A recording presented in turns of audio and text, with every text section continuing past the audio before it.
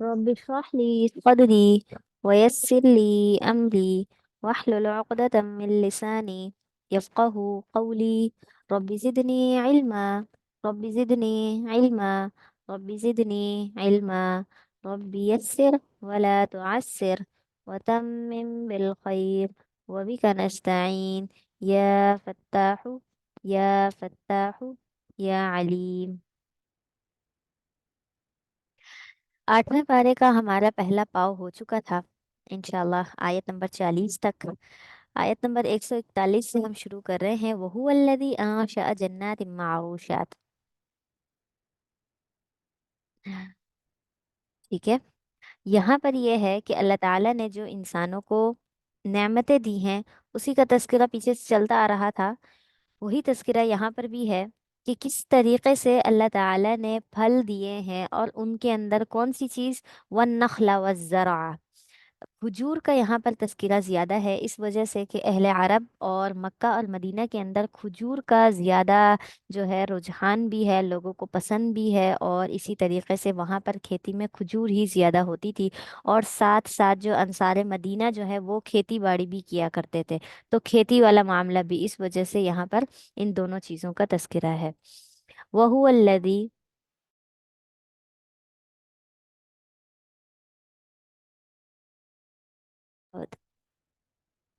वहुवल्लज़ी और अल्लाह वो है जिसने क्या किया, अनशा जन्नातिन, जिसने बागात पैदा किए। किस चीज़ के बागात? मारूशात वगैरह मारूशात। उसमें से कुछ बागात ऐसे भी हैं मारूशात जो बिल्कुल छतरियों की मानंद झुके हुए हैं। मतलब ये है कि उनके दरख्त इस कदर अपने फल और फूल वगैरह लेकर पूरे झुके हुए हैं। वगैरह मारूशातिन, और कुछ फल कुछ दरख्त ऐसे होते हैं जिन पर कम होते हैं। मतलब वैसे नहीं होते जैसे झुटे हुए जिनको हम कहते हैं कि फल बहुत ज्यादा इस दरख्त पर आता है, वैसे नहीं होते। कुछ ऐसे होते हैं मारूशात होते हैं और कुछ गैर मारूशात होते हैं।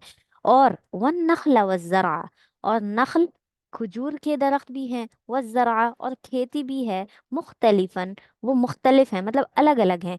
खेती का तरीकाकार अलग है, खजूर के दरख्त का अलग है। हर एक चीज़ खाने पीने में जायके के एतबार से अलग है और उगने के एतबार से भी अलग है। ठीक है। उकुलुहु, उसके जो फल है ना, किसके फल? वन नखला व जैतून व रुम्मान, जैतून और उसके जो अनार हैं।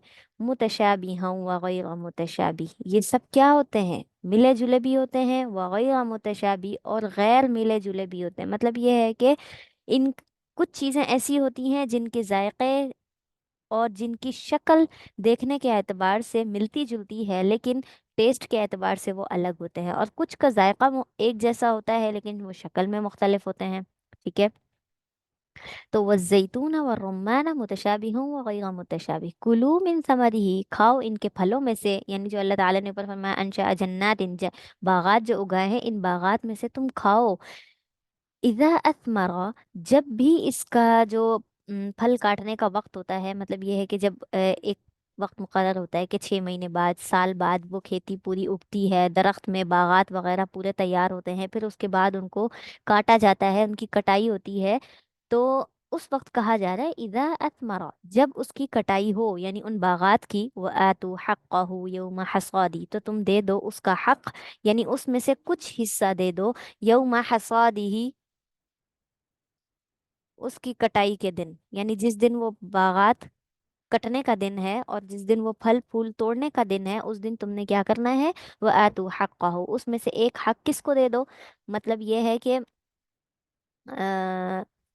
क्या कहते हैं उसको, मसाकीन वगैरह गरीब लोग जब आ जाते हैं। और आप देखिए कि जहाँ पर इस तरीके के मामलात होते हैं खेती बाड़ी वाले, वहां पर जब ये कटाई का दिन होता है तो बहुत से गरीब लोग भी आते हैं और मांगने के लिए भी, शायद हमें दे दिया जाए। तो इसीलिए फरमाया कि उस दिन तुमने उनको देना है, किसी भी गरीब मिस्कीन को तुमने वहां से ऐसे खाली हाथ नहीं जाने देना।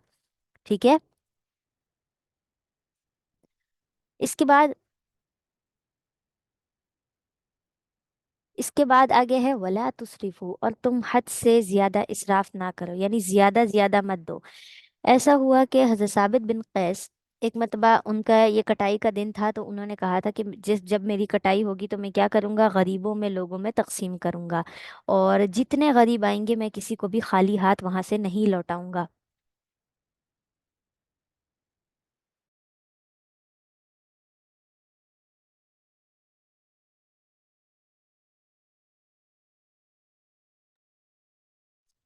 कहा कि मैं खाली हाथ नहीं लौटाऊंगा। और फिर उस दिन उनके पास इतने गरीब आए, इतने मिस्कीन आए, उन्होंने सबको दिया, सबको दिया, यहाँ तक के उनके पास कुछ भी बाकी ना रहा। तो इस वजह से अल्लाह ताला ने फिर ये आयत नाजिल फरमाई, व आतू हक्कहू यौम हसादिही, कि तुमने कटाई के दिन लोगों को देना तो है, लेकिन वला तुसरिफू, हद से ज्यादा तजावुज नहीं करना। ठीक है, यानी ऐसा नहीं है कि तुम उनमें ही तकसीम करने में इतना लग जाओ कि तुम्हारे अपने लिए खाने को कुछ ना बचे। कहा जाता है कि पहले जब ये होता पहले ये होता था कि कटाई कटाई के वक्त ही जितना दे दिया जाता था सदक़े के तौर पर, वही काफ़ी होता था। फिर अल्लाह ताला ने मुस्तकिल एक हुक्म जारी किया कि हर खेती में से उशर अल्लाह ताला का है। उशर किसको कहते हैं? 10वां हिस्सा। उस बंदे ने जितनी भी खेती है उसकी, जितने भी उसके फल बागात हैं, उन बागात में से उसने 10वां हिस्सा अल्लाह की राह में खर्च करना होता है। बाकी उसके अलावा जितना भी होता है वो सारा उसका अपना होता है। जैसे ज़कात का हुक्म है सोने चांदी के अंदर के 40% देना होता है ना, उसमें से पूरे निसाब में से जितना भी है। इसी तरीके से खेती बाड़ी के अंदर उशर होता है, यानी 10वां हिस्सा होता है उस खेती का। तो वला तुसरिफू, उससे ज्यादा हद से तजावुज नहीं करना, ये पहले की आयत है। ठीक है, इन्नहु ला युहिब्बुल मुसरिफिन, इसलिए कि अल्लाह ताला इसराफ करने वालों को पसंद नहीं करता, कि बिल्कुल तुम क्या हो, हद से ज्यादा बढ़ जाओ और लोगों को देने में इतने मगन हो जाओ कि तुम्हें अपना हक ही मालूम ना हो, तुम्हें अपने घर वालों का ख्याल ना रहे, रिश्तेदारों का ख्याल ना रहे। तो उस एतबार से इसराफ नहीं करना। हुआ मिनल अनआमी हमूला, और चौपाइयों में से कुछ ऐसे जानवर हैं, यानी जानवरों में से कुछ ऐसे भी हैं, हमूलतम व फौशा, हमूला कहते हैं जो बोझ उठाने वाले होते हैं। और बोझ उठाने वाले जैसे आपको मालूम है, घोड़ा उठा सकता है, गधा उठा सकता है, और ऊंट उठा सकता है। ये सारे जानवर जो होते हैं ये क्या करते हैं? हमूला, बोझ उठाने वाले होते हैं, तुम्हारा सामान लेकर इधर से उधर लेकर चलते हैं। वफरशा, और कुछ ऐसे होते हैं जो जमीन से लगे हुए होते हैं। जमीन से लगे होने का क्या मतलब है? मतलब ये है कि वो थोड़े से कमजोर होते हैं और छोटे कद के होते हैं। यानी उनका कद इतना छोटा होता है गोया कि जमीन से लगे हुए हैं। जैसे बकरी को देख लें, बकरे को देख लें, तो वो बोझ उठाने वाले नहीं है, बल्कि वो जमीन में लगे हुए हैं और वो सिर्फ खाने के लिए होते हैं, उनसे मुशक्कत का काम नहीं लिया जाता। तो कुलू मिम्मा रज़क़कुमुल्लाह, अब उनमें से वो चीजें खाओ जिनको अल्लाह ताला ने तुम्हारे लिए क्या बना दिया है, रज़क़कुमुल्लाह, अल्लाह ने रिस्क बना दिया है। वला तत्तबिउ, और इत्तबा मत करो, पैरवी मत करो, खुतवात शैतान, शैतान के रास्तों की। इन्नहु लकुम अदुव्वुम मुबीन, बेशक वो जो तुम्हारा है ना शैतान, वो तुम्हारा क्या है? वाज़ेह दुश्मन है। समानियत अजवाज, 8 किस्में हैं। अजवाज जिनको अल्लाह ताला ने जोड़े जोड़े बनाया है। ठीक है, 8 जोड़े हैं, यानी 8 तरह के जानवर हैं, 8 तरह की किस्में हैं जिनको अल्लाह ताला ने क्या बनाया है? जोड़े जोड़े बनाया है, यानी मुजक्कर और मुन्नस के एतबार से। मिना नहीं, ज़अन कहते हैं भेड़िए को। ठीक है, भेड़ियों में से इस्नैन 2 है, वो मिनल माज़ इस्नैन, और बकरी में से भी 2 है। कुल अज़करैन, आप कह दीजिए, क्या दोनों जो मुजक्कर हैं, यानी जो दोनों जो नर हैं, हर्रमा, अ, वो हराम कर दिए गए हैं, यानी वो अल्लाह ने हराम किए तुम पर जो 2 मुजक्कर हैं। अमिल उनसा यही नहीं, या फिर जो 2 मादा हैं, यानी जो 2 मुजक्कर एक साथ पैदा होते हैं वो तुम्हारे लिए हराम है, या जो 2 मुअन्नस हैं वो तुम्हारे लिए हराम है। इम्मश्तमलत अलैहि, या फिर ये है कि उनमें से वो बच्चा इश्तमलत अलैहि जो इस पर मुश्तमिल हो, मतलब ये है कि एक मुजक्कर एक मुअन्नस पैदा हो गया हो, और हामिल उनसयैन, दोनों क्या हो? माओ के पेट में हो। ठीक है, यानी ये जो नर और मादा वाला सिलसिला है, ये जो अहले अरब ने अपने ऊपर हराम कर दिया था, जैसे कि हमने पिछली आयत के अंदर पढ़ा कि 2 मुजक्कर पैदा होते थे, या 2 मुअन्नस पैदा हो जाती, या किसी का पहला पहला मुजक्कर होता, किसी का पहला पहला मुअन्नस होता, तो उसको वो क्या करते थे कि ये मर्द खाएंगे, ये औरतें खाएंगी, ये नहीं खा सकते, ये हमारे बुतों के लिए है। तो वो सारी चीजें अल्लाह ताला ने फरमाया कि अगर 2 मुजक्कर हों या 2 मुअन्नस हों, क्या अल्लाह ताला ने उनको हराम किया है तुम पर? ऐसा बिल्कुल भी नहीं है। अम्मा इश्तमलत अलैहि अरहामुल उनसैन, या फिर ये है कि माओ के पेटों के अंदर ही जब वो दो दो होते हैं तो तुम पहले से ही कह देते हो कि अब जो विलादत होगी उसको बुतों के लिए तकसीम करेंगे, या फिर अब जो विलादत होगी वो सिर्फ मुजक्कर खाएंगे, औरतों पर हराम कर देते हो। तो नब्बी ऊनी, मुझे बताओ, बेइल्मिन, किस इल्म की वजह से ये तुम सोचते हो, इन कुंतुम सादिकीन, अगर तुम सच्चे हो, मतलब ये जो तुमने तरीका निकाला हुआ है ये किस इल्म की बुनियाद पर है। जैसे कि हम कहते हैं कि कौन सी किताब में लिखा है, तो किताबों का इल्म तो है हमारे पास, ठीक है, इस वजह से हम किताब का तज़किरा करते हैं, लेकिन उस वक्त तो कोई किताब नहीं, सिर्फ कुरान और उसके अहकाम होते थे। तो इसीलिए फरमाया कि किस इल्म की बुनियाद पर करते हो, अल्लाह ताला ने तो ऐसा कोई इल्म नहीं दिया। अब और कौन से आठ आठ जोड़ों में से और कौन सा है, वो मिनल इबिल इस्नैन, और ऊँटों में से भी अल्लाह ताला ने दो दो मुकर्रर किए है, वो मिनल बक़र इस्नैन, गायों में से दो दो जिक्र किए।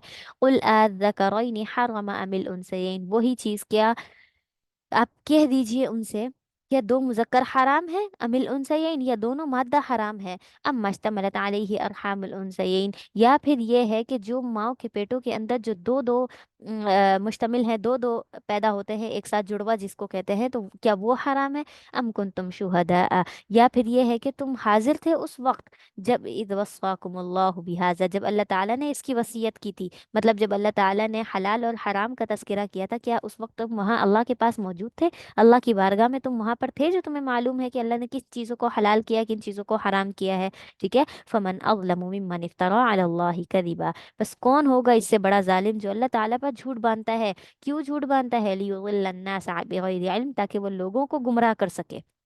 ये जो बातें बनाते हैं, ये जो नई नई चीजें निकाल कर लेकर आते हैं और हलाल और हराम के फैसले करते हैं, ये क्यों करते हैं, इसलिए कि लियुज़िल्लन्नास, लोगों को गुमराह करें, बिगैर इल्मिन, बगैर इल्म के, यानी उनके पास अपना कोई ऐसा प्रूफ नहीं है, ऐसा कोई ऐसी कोई दलील नहीं है, ऐसा कोई इल्म नहीं है जिसकी बुनियाद पर वो सही गलत का फैसला करे, लेकिन बगैर इल्म के ही वो इतने बड़े बड़े फैसले कर लेते हैं। इन अल्लाह ला यहदिल कौम ज़ालिमीन, बेशक अल्लाह ताला जालिम कौम को हिदायत ही नहीं देता, यानी ऐसी कौम के लिए हिदायत ही नहीं है जो क्या करते हैं, मन इफ्तरा अलल्लाहि कदिबा, जो क्या करते हैं, अल्लाह ताला पर झूठ बांधते हैं।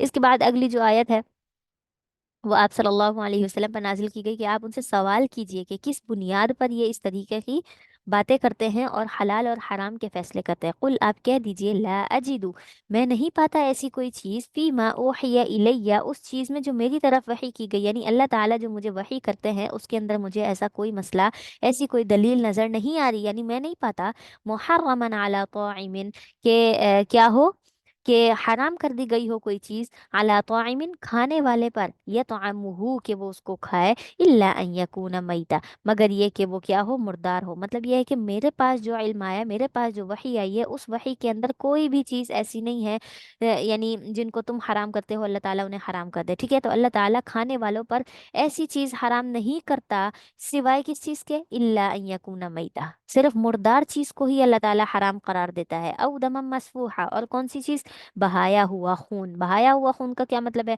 यानी अगर किसी जानवर को ज़िबा किया है, गर्दन काटी है, तो उसका वो खून लेकर उसको इस्तेमाल में लाना, उसको खाना पीना, वो सारी चीज़ें अल्लाह ताला ने हराम की हैं। औ लहमा खिंजीर, या खिंजीर का गोश्त भी अल्लाह ताला ने हराम करार दिया है।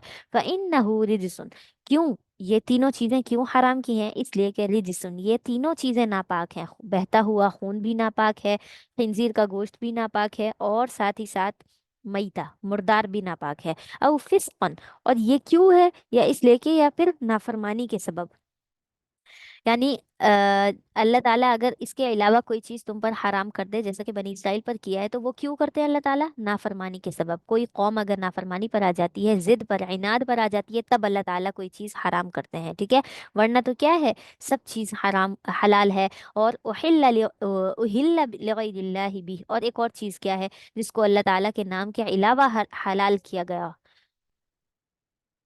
कुछ कह रही है।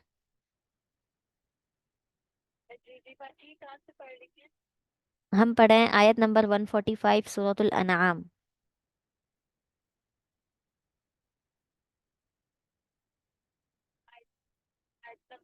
145।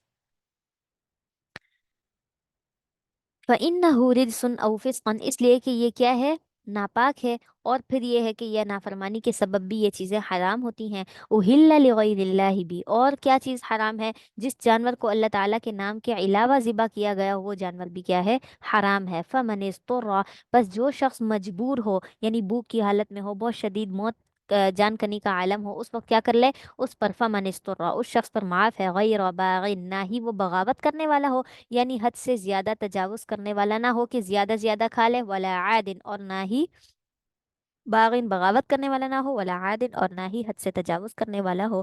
फ़इन्न रब्बका गफूर रहीम, बेशक आपका रब जो है वो बहुत ही बख्शने वाला और रहम करने वाला है। ठीक है। वअलल्लज़ीन हादू, और वो लोग जो यहूदी बन गए, हर्रमना कुल्ला ज़ी ज़ुफ़ुर, हमने क्या कर दिया, हराम कर दिया हर नाखून वाले जानवर को। कौन से नाखून वाले जानवर, जो चीर फाड़ खाते हैं, यानी अपने नाखूनों से, अपने पंजों से जानवरों को ज़िबा करके, यानी अपना शिकार बनाकर खाते हैं। और व मिनल बकरी, और गायों में से, वल गनमी, बकरियों में से, हर्रमना अलैहिम शुहूमहुमा, और हमने उन पर कौन सी चीज़ें, गाय में से और बकरियों में से हमने हराम कर दिया, अलैहिम उन पर, शुहूमहुमा उनका जो क्या होता है, उनकी चर्बी। ठीक है, हलाल जानवरों में से चर्बी को अल्लाह ताला ने हराम कर दिया है। कौन सी चर्बी, इल्ला मा हमलत ज़ुहूरुहुमा, जो उनके पीठों ने उठाया हुआ, यानी पीठ की एक चर्बी होती है, मुझे तो इस बारे में इल्म नहीं है, अगर आपको किसी को इल्म हो कि पीठ की एक चर्बी होती है, उसके मुतालिक अल्लाह ताला ने फरमाया कि वो हराम है। इल्ला मा हमलत ज़ुहूरुहुमा अविल हवाया, या फिर ये है कि अंतड़ियों में, मतलब ये कि वो जो एक अलग सी चर्बी पूरे जिस्म के अंदर से जो निकलती है, एक साथ पूरी पूरी चर्बी का वो निकलता है, उसको कहते हैं, वो वाली चर्बी भी हलाल नहीं है। औ मख्तलत बिआज़म, या फिर वो हड्डी, वो चर्बी जो क्या हो, हड्डी के साथ मिली हुई हो। ज़ालिका जज़ैनाहुम बिबग़यहिम, ये हमने क्यों उन पर हराम कर दिया था। ज़ालिका जज़ैनाहुम, ये इस वजह से कि बिबग़यहिम, उनकी सरकशी की वजह से, उनकी सरकशी की वजह से ही हमने ये चीज़ें उन पर क्या कर दी थी, हराम कर दी थी। अब जो है, अब हमारे लिए चर्बी से फायदा उठाना जायज़ है। ठीक है। अब हमारी इसके अंदर, व इन्ना लसादिकून, और बेशक हम क्या हैं, सच्चे हैं। यानी अल्लाह ताला ने जो भी बनी इसराइल पर हराम किया था, वो यहाँ पर आयत के अंदर बयान करके फरमाया कि हम सच्चे हैं, ये इल्म अल्लाह ताला की तरफ से आया है, हम खुद से कुछ नहीं घड़ रहे हैं। ठीक है, एक सेकंड रुकिएगा।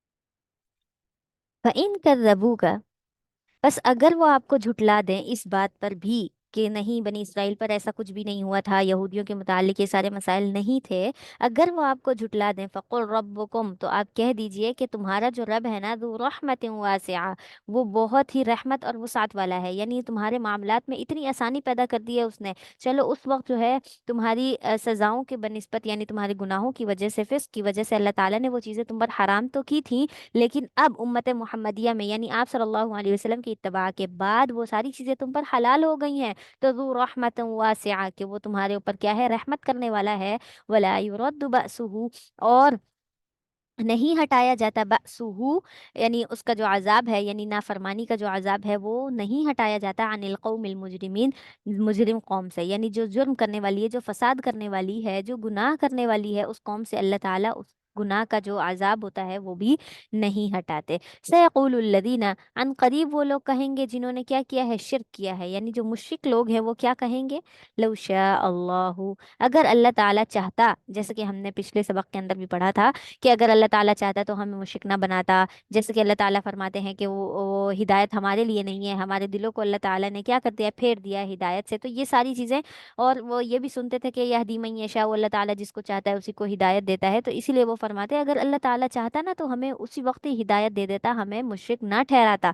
तो ये अल्लाह ताला को पता है, हर एक बंदे के बारे में इल्म है कि वो बंदा क्या है, मेरी इताअत करने वाला है या नहीं, उसका नफ्स उसके ताबे है, या फिर उसका नफ्स उसका नफ्स जो है وہ میری اطاعت کے لیے دبنے والا ہے، ٹھیک ہے؟ تو اللہ تعالیٰ کو ان چیزوں کا علم ہے، اسی کی بنسبت اللہ نے فیصلہ کیا ہے کہ کون کافر ہوگا اور کون مسلمان ہوگا۔ تو وہ کہتے تھے کہ لو شاء اللہ، اگر اللہ تعالیٰ چاہتا تو ما اشرکنا، ہم کبھی شریک نہ بناتے اللہ تعالیٰ کے ساتھ کسی کو، ولا آباؤنا، اور نہ ہی ہمارے باپ دادا یہ کام کرتے، یعنی نہ ہی وہ شرک کرتے نہ ہم کرتے، ولا حرمنا من شیء، اور نہ ہی ہم کوئی چیز اپنے اوپر حرام کرتے۔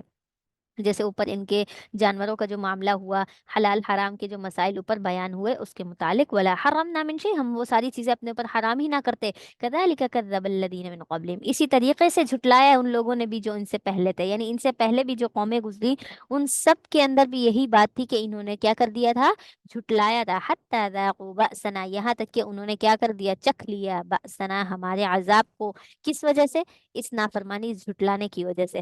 قل، آپ کہہ دیجئے، هل عندکم من علم، کیا تمہارے پاس کوئی علم ہے اس بارے میں، ٹھیک ہے؟ فتخرجوه لنا، بس تم ہمارے لیے اس کو نکال کر سامنے لاؤ، یعنی اس بارے میں تمہارے پاس علم ہے کہ اگر اللہ تعالیٰ چاہتا تو ہدایت دیتا، اللہ تعالیٰ یہ کرتا وہ کرتا، مطلب یہ ہے کہ اس وقت بھی تم یہ جو باتیں کر رہے ہو اس چیز کے متعلق تمہارے پاس کوئی علم ہے تو وہ علم ہمارے پاس لے کر آؤ، ہم ہم اس کے مطابق کیا کریں گے، تمہاری بات پر اعتبار کریں گے۔ اچھا جی، ایک سیکنڈ رکیے گا۔ اوہو،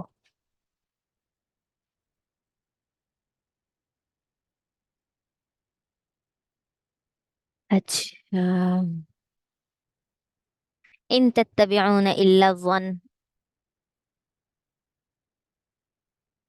ہم، ان تتبعون، مگر یہ کہ تم جو پیروی کرتے ہو وہ کس چیز کی کرتے ہو، ان الا الظن، سوائے اپنے گمان کے مطابق، تمہارا دل دماغ جو بات تمہیں سمجھانے کے لیے کوشش کرتا ہے، جو بات تمہارے دماغ میں آتی ہے تم بس اسی کی ہی پیروی کرنا شروع ہو جاتے ہو۔ وَإِنْ أَنْتُمْ إِلَّا تَخْرُصُونَ، اور تم جو ہے صرف اور صرف تخرصون، باتیں بناتے ہو، یعنی اپنی طرف سے کوئی جس کو کہتے ہیں کہ دماغ میں کوئی وسوسے آنا، خود اپنے دماغ سے باتیں بنا لینا، اس کو کہتے ہیں تخرصون، اسی کی طرف اٹکل بنا کر اسی کی طرف لگے رہنا۔ قل، آپ کہہ دیجئے، فَلِلَّهِ الْحُجَّةُ الْبَالِغَةُ، اللہ تعالیٰ کے لیے ہی ہے حجت۔ ہاں جی، جی آپ کی آواز نہیں آ رہی صحیح، کسی کے پاس بھی آواز نہیں آ رہی میری؟ بہت کٹ کٹ کی آ رہی ہے صحیح، اوہو، آپ اپنی طرف سے انٹرنیٹ چیک کیجئے، اگر باقی سب کو صحیح آواز آ رہی ہے تو پھر تو آپ کی طرف سے ایشو ہوگا۔ کال ڈراپ کر کے نا آپ دوبارہ سے جوائن کریں، شاید پھر سے ٹھیک ہو جائے۔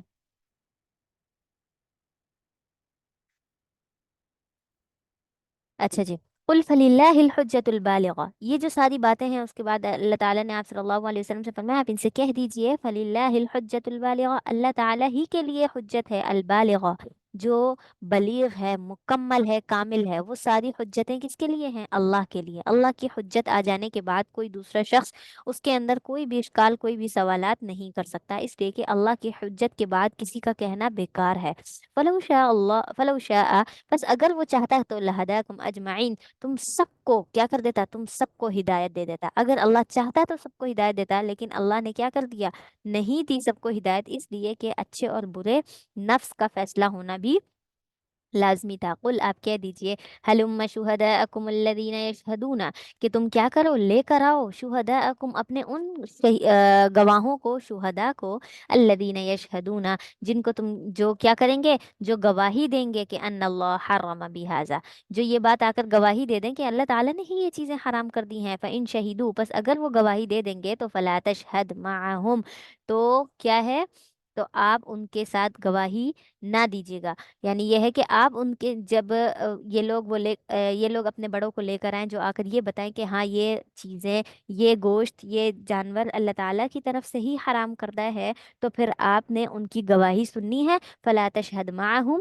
تو آپ کیا کر دیں، آپ ان کے ساتھ ان کو گواہی مت دیں، اس چیز پر آپ گواہی مت دیجیے گا کہ ہاں یہ اللہ کی طرف سے حرام ہے، اس لیے کہ ولا تتبع اهواء الذين كذبوا بآيات الله، اور جو ہماری آیتوں کو جھٹلاتے ہیں آپ نے ان کی پیروی بھی نہیں کرنی، ان کی خواہشات کو نہیں ماننا، کیوں؟ کیونکہ وہ تو جب بھی کسی کو گواہ بنا کر لے کر آئیں گے، ظاہر ہے وہ اپنی طرح کا ہی بندہ لائیں گے، وہ جھوٹا لائیں گے، تو اللہ تعالیٰ کے مقابلے میں کوئی بھی زیادہ سچا نہیں ہو سکتا۔ تو اللہ تعالیٰ نے تو آپ صلی اللہ علیہ وسلم کو وحی کر دی، سچ بات، حق بات، اور جو حلال اور حرام کے سارے فیصلے ہیں وہ اللہ تعالیٰ نے کر دیے۔ تو جب آپ صلی اللہ علیہ وسلم کے پاس اس کا علم ہے تو گواہ لانے کے بعد بھی آپ نے ان کی پیروی نہیں کرنی، والذین لا یؤمنون بالآخرہ، اور ان لوگوں کی بھی نہیں جو کیا کرتے ہیں، آخرت پر ایمان ہی نہیں رکھتے، وہم بربہم یعدلون، اور وہ اپنے رب کے برابر کا درجہ بھی کسی کو ٹھہراتے ہیں، یعنی برابر بھی اللہ تعالیٰ کے برابر بھی کسی کو لے کر آتے ہیں۔ ایک تو شریک ہونا، ایک یہ کہنا کہ ہم کیا ہیں، اللہ کے برابری کا درجہ بالکل کسی کو دینا، ٹھیک ہے۔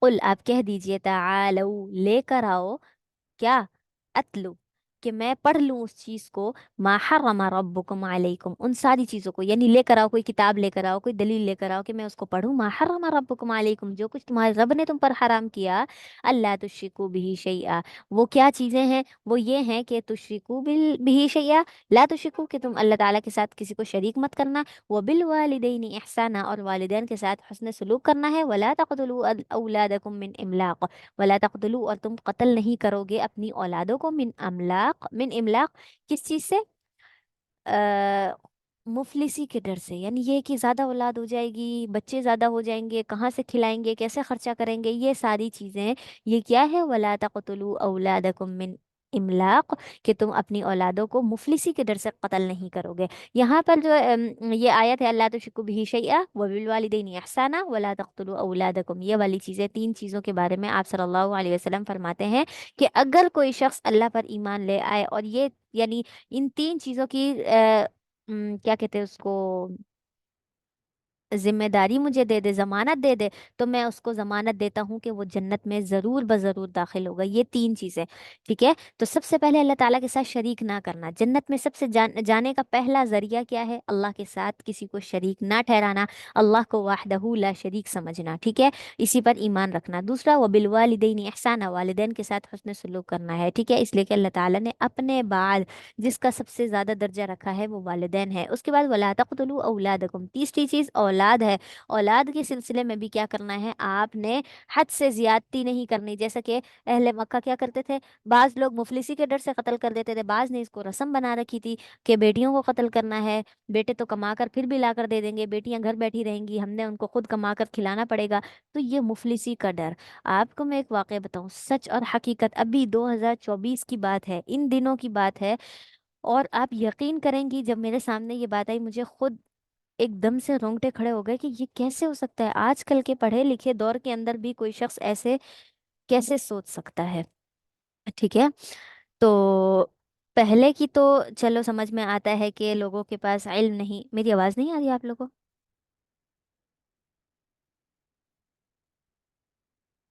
آواز نہیں آ رہی میری؟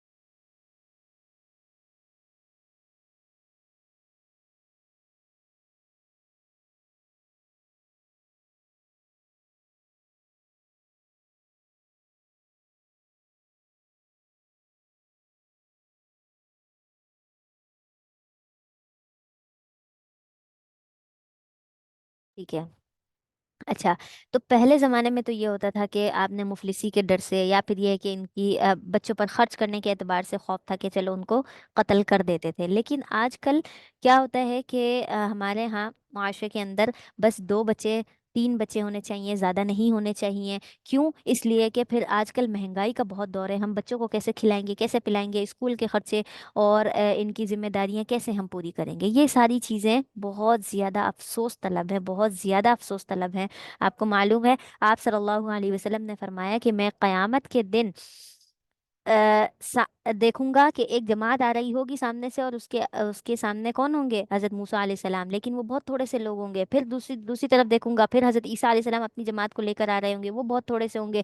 लेकिन जब मैं चलूंगा और मैं जब अल्लाह ताला के सामने अपनी उम्मत को लेकर जाऊंगा, पीछे मुड़कर देखूंगा, तो मेरी जमात इतनी बड़ी जमात होगी, इतनी बड़ी जमात होगी, और उस दिन मैं सबके सामने इस बात पर फख्र करूंगा कि मेरी उम्मत सबसे बड़ी उम्मत है। और ये उम्मत कैसे बढ़ेगी? इसी तरीके से कि हम मुसलमान अगर अपनी औलादों को इजाफा करते हैं, तो आप सल्लल्लाहु अलैहि वसल्लम भी यही फरमाते हैं कि जिस शख्स ने सॉरी जिसकी औलाद ज्यादा होगी, उस औरत पर मैं कयामत के दिन फख्र करूंगा।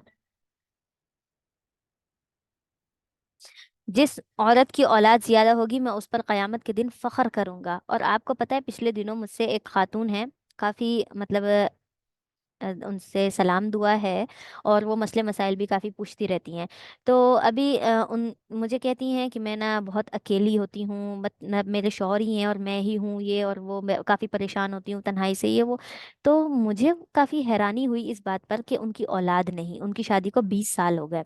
तो मुझे यही लगा कि अल्लाह ताला की तरफ से कोई होता है, मसलहत होती है, किसी की औलाद नहीं होती, ये होता है। तो अभी इतने ज्यादा मतलब वक्त हो गया हमारी बात को, लेकिन अब उन्होंने बताया कि मुझे एक दिन एक चीज काफी परेशान कर रही है, मैं आपसे वो बात पूछना चाह रही हूँ कि हम लोग ना खुद औलाद नहीं कर रहे। मतलब ये है कि ना मेरे शौहर इस चीज पर कायल हैं और ना ही मैं हूँ, और हमने 20 साल से अपना ये सिलसिला रोका हुआ है। मतलब जब से हमारी शादी हुई है, हम औलाद नहीं होने दे रहे, खुद से नहीं होने दे रहे। तो इस पर कोई गुनाह तो नहीं है? और आप यकीन करें, मुझे सुनकर इतना दुख हुआ, इतना दुख हुआ कि जिस जोड़े को अल्लाह ताला औलाद दे सकता है, और वो जानबूझकर खुद औलाद का सिलसिला रोके, तो ये कितनी बुरी बात है। अल्लाह ताला की नेमत की नाशुक्री है ना। और औलाद तो इतनी बड़ी नेमत है, इतनी बड़ी नेमत है, आप इसके बदले में आपको दुनिया जहाँ की हर एक नेमत मिल जाए, लेकिन औलाद ना होना, तो वो जोड़ा कभी भी खुश नहीं रह सकता, क्योंकि उसके अंदर एक कमी होती है। तो मैं उनकी बात सुनकर हैरान रह गई, और मैंने उनसे कहा, अच्छा इसकी क्या वजह है कि आपने जो है ऐसा कुछ नहीं सोचा अभी तक? मतलब 20 साल हो गए आपकी शादी को, कोई कम वक्त नहीं, 2 साल 3 साल बंदा होता है, चलो अभी नहीं करते, अभी नहीं करते, लेकिन 3 4 साल बाद तो हर एक को औलाद की जरूरत होती है, और 20 साल कौन औलाद के बगैर रह सकता है? तो वो कहती हैं कि हमारे हालात अच्छे नहीं हैं, और ना हम इस तरीके से कर सकते हैं कि हम अपने बच्चों को कैसे खिलाएंगे पिलाएंगे, उनका ख्याल कैसे रखेंगे। मतलब हमें लगता है कि हम बच्चे की जिम्मेदारी पूरी नहीं उठा सकते, इसलिए हम औलाद नहीं कर रहे। और आप यकीन करें, मुझे सुनकर इतना अफसोस हुआ। और वो औरत कोई बहुत ज़्यादा गरीब तबके की नहीं है, बहुत अच्छे ख़ानदान की हैं, और बहुत अच्छा माशाल्लाह उनका सब कुछ चल रहा है, कारोबार है उनका। उनका अपना घर नहीं है, लेकिन किराए का घर है, लेकिन इस एतबार से है कि वो आराम से अपना गुजर बसर कर सकते हैं। एक औलाद के होने से उनके अंदर कोई कमी नहीं आ जाएगी, लेकिन उन्होंने ये सिलसिला क्यों रोका है? सिर्फ मुफलिसी के डर से। और ये चीज़ अल्लाह ताला ने क्या, मा हर्रम रब्बुकुम अलैकुम, हराम चीज़ों के अंदर अल्लाह ताला ने बयान किया है, हराम चीज़ें। पहली हराम चीज़, अल्लाह ताला के साथ किसी को शरीक करना। दूसरी हराम चीज़, वालिदैन के साथ हुस्न सलूक ना करना। तीसरी चीज़, औलाद को कत्ल करना। ये चीजें हराम है। और जो ये सिलसिला रोके, जानबूझकर रोके, तो वो भी हराम के जुमरे में ही आता है। और बाज लोग तो औलाद मतलब ये है कि हमल ठहरने के बाद भी जाया कर देते हैं, बहुत बहुत ये वाले मामलात भी होते हैं। तो ये भी गुनाह है, ये भी सजा है। पता है आपको, एक जान का कत्ल है, और कत्ल की सजा हम पीछे पढ़ चुके हैं, वलकुम फिल क़िसास हयातुन या उलिल अलबाब, कि आपने क्या करना है, उसका किसास है, बदले में कत्ल करना होता है। और एक मासूम जान को कत्ल कर देना, उसका तो फिर अल्लाह ताला जब फरमाएंगे क़यामत वाले दिन, सूरत तकवीर में आता है, भी अय्यि ज़म्बिन क़ुतिलत, कि किस जुर्म की वजह से तुम्हें कत्ल किया गया, उस मुर्दे बच्चे से पूछेंगे, उस मासूम बच्ची से पूछेंगे, जिसको उस माँ बाप ने क्या कर दिया, मुफलिसी के डर से कत्ल कर दिया, उसको दूर कर दिया अपने आप से। तो उसकी उससे अल्लाह ताला पूछेंगे। ठीक है। तो ये बहुत बड़ा गुनाह है। तो वला तक़तुलू औलादकुम मिन इमलाक, कि आपने क्या करना है, अपनी औलाद को कत्ल नहीं करना मुफलिसी के डर से। क्यों? इसलिए कि नहनु नरज़ुकुकुम, हम तुम्हें भी खिलाते हैं, हम तुम्हें भी रिस्क देते हैं, व इय्याहुम, और हम उनको भी रिस्क देते हैं। जो बच्चा दुनिया में आने वाला होता है ना, उससे पहले अल्लाह ताला उसका रिस्क मुकर्रर कर देते हैं। माँ बाप को उसको सोचने की जरूरत नहीं पड़ती। अगर माँ बाप हाथ पे हाथ रख के भी बैठ जाए ना, तो अल्लाह ताला उस बच्चे को खुद ही खिलाने वाले कादिर हैं। वला तक़रबुल फवाहिशा, और तुम फवाहिश यानी बेहयाई के कामों के करीब मत जाओ, बेहयाई वाले जो भी काम है उनके करीब भी मत जाना। मा ज़हरा मिन्हा व मा बतन, जो ज़ाहिरी तौर पर हो और जो बातनी तौर पर हो। ज़ाहिरी और बातनी दोनों तौर पर कहा जा सकता है कि जो भी फवाहिश है यानी बेहयाई है, उससे रुकना है। वला तक़तुलुन नफ्स अल्लती, और तुम ऐसे नफ्स को भी قتل نہ کرنا التی حرم اللہ، جس کو اللہ تعالیٰ نے حرام کر دیا ہے، اور یعنی یہ ہے کہ کسی بھی انسان کی جان کو قتل کرنا، یہ کون سی جان ہے؟ یعنی کسی مسلمان کو قتل کرنا، کسی بچے کو قتل کر دینا، یعنی ناحق کسی کو قتل کرنا، یہ سارے کیا ہیں؟ التی حرم اللہ، جس کو اللہ نے حرام کر دیا۔ اور حلال قتل کون سے ہیں؟ کسی کافر کو قتل کر دینا، کوئی جنگ کا معاملہ ہے، جنگ کی صورت میں جتنے مشرکین قتل ہوتے ہیں وہ سارے کے سارے حلال ہے، ٹھیک ہے؟ تو الا بالحق، مگر حق کے ساتھ۔ حق کے ساتھ کا مطلب یہ ہے کہ جن کو قتل کرنا ضروری ہو ایمان والوں میں سے، مطلب یہ کہ جسے قصاص لیا جا رہا ہے یا بدلے میں قتل کیا جا رہا ہے، تو اس صورت میں آپ قتل کر سکتے ہیں۔ ذالکم وصاکم، یہ وصیت ہے تمہارے لیے، بہی لعلکم تعقلون، تاکہ تم سمجھ جاؤ، عقل رکھو اس چیز کے بارے میں بھی، یہ سارے معاملات تمہیں پتہ ہونے چاہیے۔ ولا تقربوا، اور تم قریب بھی مت جاؤ، مال الیتیم، مال یتیم کے مال کے، مال کے یتیم کا جو مال ہے اس کے قریب بھی مت جاؤ۔ یہ جو ہم نے پہلے پڑھا تھا کہ یتیموں کے متعلق کہا گیا، ان کو اپنے پاس رکھو، ان کو سنبھالو، ان کے جو ہے مال کو سنبھالو، اور ان کی کفالت کرو، وہ سارے معاملات۔ تو یہ ہوتا تھا کہ بعض صحابہ کرام کیا کرتے تھے کہ ان کے مال کو اپنے مال کے ساتھ مکس کر کے تھوڑا سا کھا لیتے تھے، اس طور پر کہ یہ ہمارے ہی گھر کے لوگ ہیں اور ہم تھوڑا سا ان میں سے لیتے ہیں، تھوڑا سا اپنے میں سے لیتے ہیں، ملا کر کھا لیتے تھے۔ لیکن پھر کیا ہوا، آیت اتری کہ آپ نے کیا کرنا ہے، یتیموں کا مال بالکل نہیں کھانا، جیسے کہ ہم نے والمحصنات میں پڑھ چکے اس کو۔ تو پھر کیا ہوا، صحابہ کرام نے یتیموں کے مال کو الگ الگ کھانا، الگ ان کے لیے کرنا شروع کر دیا اور اپنے لیے الگ۔ مطلب یہ ہے کہ اگر کھانا بھی بنانا ہوتا تھا، سالن وغیرہ، تو وہ یتیموں کا بناتے اور پھر اپنا الگ سے بناتے، ٹھیک ہے، اپنے مال میں سے۔ اور پھر یتیموں کو کھلانے کے بعد کچھ مال بچ جاتا تھا تو وہ کیا کرتے تھے، رکھ دیتے تھے اس کے لیے کہ یتیم دوسرے وقت میں کھائے گا، کیونکہ ہم تو نہیں کھا سکتے، اللہ تعالیٰ نے ہمیں منع کیا ہے۔ تو پھر کیا ہوا، اللہ تعالیٰ نے یہ آیت نازل فرمائی کہ اس لیے کہ جب وہ ان کے لیے بچا کر دوسرے وقت کے لیے رکھ دیتے تھے تو وہ دوسرے وقت تک ان کا کھانا خراب ہو چکا ہوتا تھا، پھر نئے سرے سے پکانا پڑتا، تو یہ تو مال کا ضائع ہونا ہے کہ ان کا مال بچ رہا ہے پھر بھی ضائع ہو رہا ہے۔ تو پھر اللہ تعالیٰ نے یہ آیت نازل فرمائی کہ ولا تقربوا مال الیتیم، یتیم کے مال کے قریب مت جاؤ، الا باللتی ہی احسن، مگر یہ کہ اچھے احسن طریقے سے۔ احسن طریقے سے کا مطلب یہ ہے کہ جو مال بچ جاتا ہے، جو سالن وغیرہ بچ جاتا ہے، وہ تم کھا لو، لیکن دوسرے وقت میں بھی تم ان کو اپنے ساتھ شریک کر لو، حتی یبلغ اشدہ، یہاں تک کہ وہ پختگی کی عمر کو پہنچ جائے، اشدہ یعنی مضبوطی کی عمر کو پہنچ جائے۔ اور مضبوطی کی عمر کون سی ہے، مطلب یہ ہے کہ لڑکا ہے تو وہ 12-13 سال کی عمر کو پہنچ جائے، مضبوط ہو جائے اپنے اعصاب کے اعتبار سے، یعنی کہ بلوغت کو پہنچ جائے۔ وَأَوْفُوا الْكَيْلَ وَالْمِيزَانَ بِالْقِسْطِ، اور تم کیا کرو، ناپ تول میں، کیل، جب تم کیل ناپو، والمیزان بالقسط، اور جب تم میزان تول کرو تو بالقسط، انصاف کے ساتھ کرو،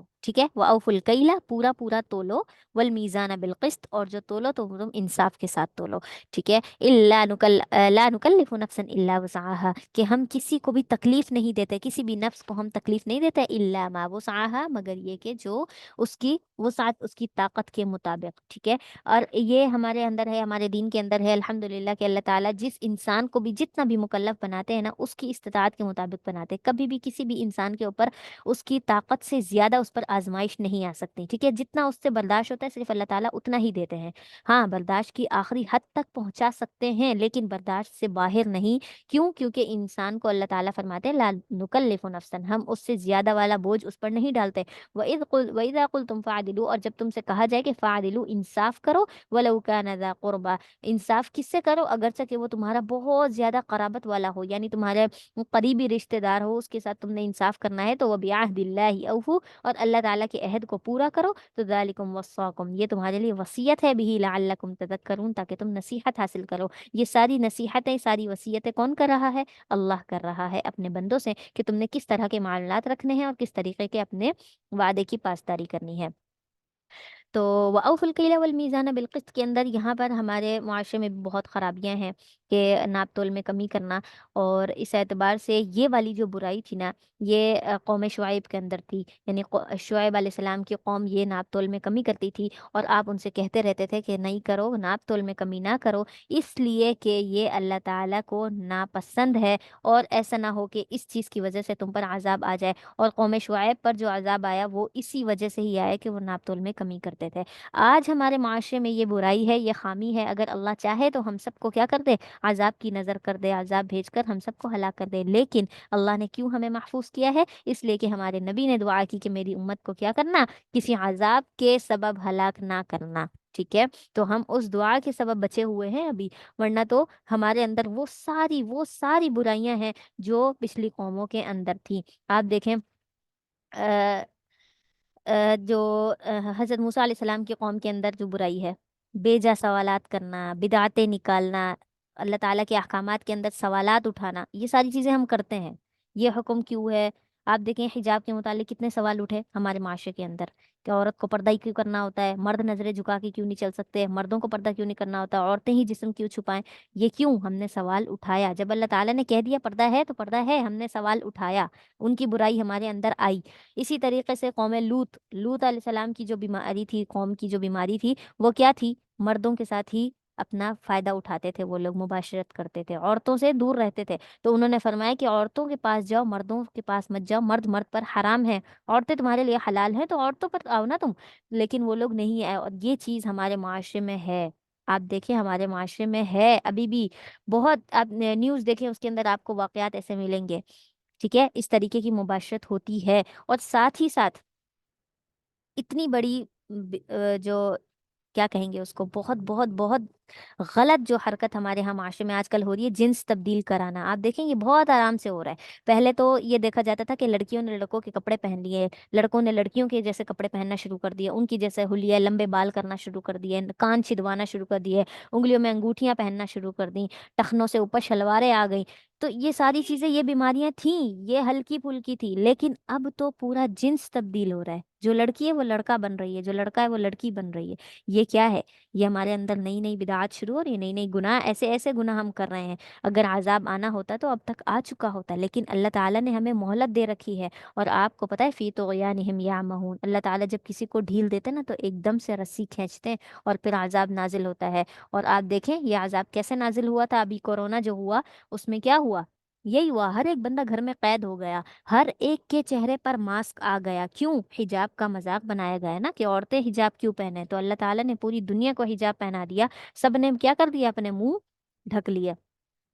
تو کیا کرتے ہیں جب بھی کوئی قوم اسی طریقے سے نافرمانی پر آتی ہے تو اللہ تعالیٰ انہیں عذاب دیتے ہیں۔ اور ہماری قوم کے اندر، ہماری امت کے اندر نعوذ باللہ ہر ایک بیماری پچھلی قوم کی آ چکی ہے، لیکن پھر بھی ہم کیا ہے؟ ڈٹے ہوئے کہ نہیں ہم تو بہت اچھے ہیں، ہم تو بہت نیک ہیں، ہم پر تو کوئی عذاب ہی نہیں آتا۔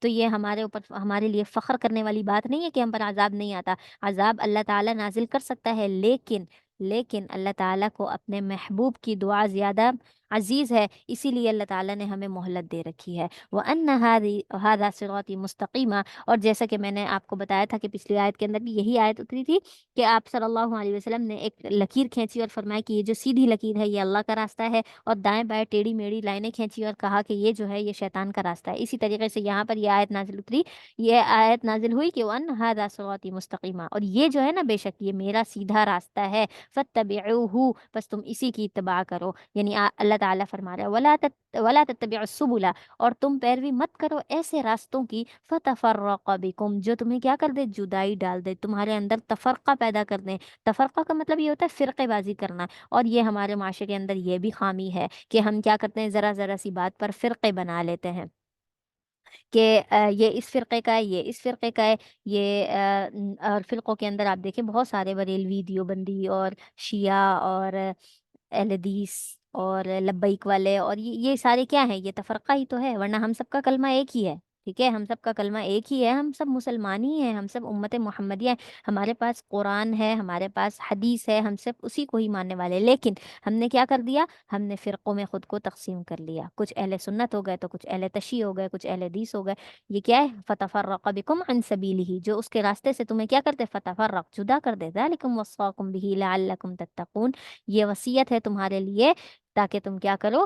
تتقون، تقوی اختیار کرو، ڈرو۔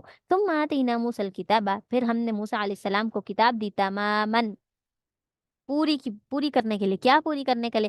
علی الذی احسن وتفصیلا، تاکہ وہ کیا کر دے اس شخص پر؟ احسن، جو نیکی کرنے والا ہے، یعنی جو نیکی کرتا ہے، وہ تفصیل لکل شیء، اور ہم تفصیل سے ہر چیز کو کیا کرتے ہیں؟ بیان کرتے ہیں، وہ ہدی، اور ہدایت ہے کس کے اندر؟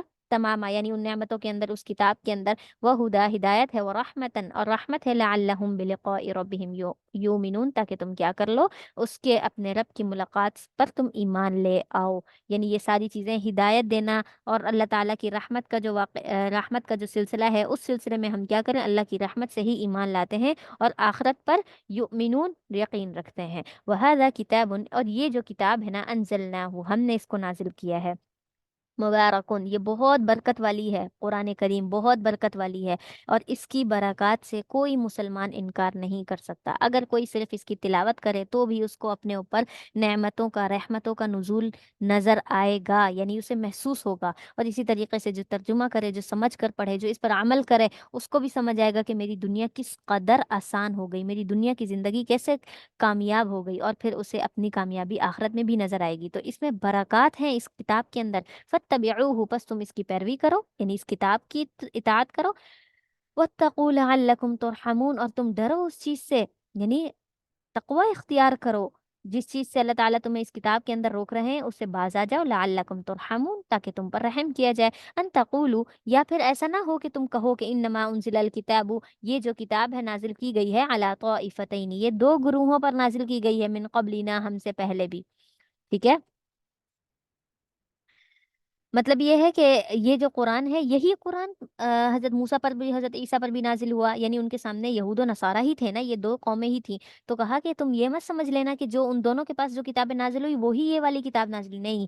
उनके पास अलग किताब नाजिल हुई, उनके ऊपर अलग अहकामात नाजिल हुए, उन पर हलाल हराम के अलग वाकयात थे। तुम्हारे लिए जो किताब नाजिल हुई ये बिल्कुल अलग है, ये तुम्हारे मसाइल के लिए। हाँ, इसके अंदर एक चीज़ जो है वो दुरुस्त है, वो क्या है कि ये किताब हक है, और इसके अंदर जो तालीमात एक उनके अंदर भी है, इनके अंदर भी है, वो क्या है, अल्लाह ताला पर ईमान लाना। ठीक है, अला ताइफतैन मिन क़ब्लिना, ये हम में से ही यानी हमसे पहले दो ताइफों पर भी नाजिल हुई है। व इन कुन्ना अन दिरासतिहिम, और हम जो थे ना, अन दिरासतिहिम, उनके पढ़ने वालों से बेखबर थे। मतलब ये है कि ये यहूद और नसारा के पास भी ये किताब थी, यानी ये अहले मुशरिक ये कह रहे हैं कि उनके पास किताब थी, लेकिन वो लोग पढ़ते थे और हम सुनते नहीं थे। क्यों? हम समझते थे कि ये तो उनकी किताब है ना, हम क्यों पढ़ें, हम उनसे गाफिल थे। तो अब जब ये किताब हमारे ही दरमियान ये नबी लेकर आ गया, तो ये हमें ये बताना चाह रहा है कि ये नई किताब है, मुझ पर नाजिल हुई है, इस पर ईमान ले आओ। तो ऐसा कुछ नहीं है, पहले भी किताबें नाजिल होती रही हैं, ये भी वही किताब है। ठीक है, औ तक़ूलू, या फिर तुम ये कहो कि लौ अन्ना उन्जिला अलैनल किताब, कि ये जो किताब है ना, अलैनल किताब, हम पर उतारी जाती, ये किताब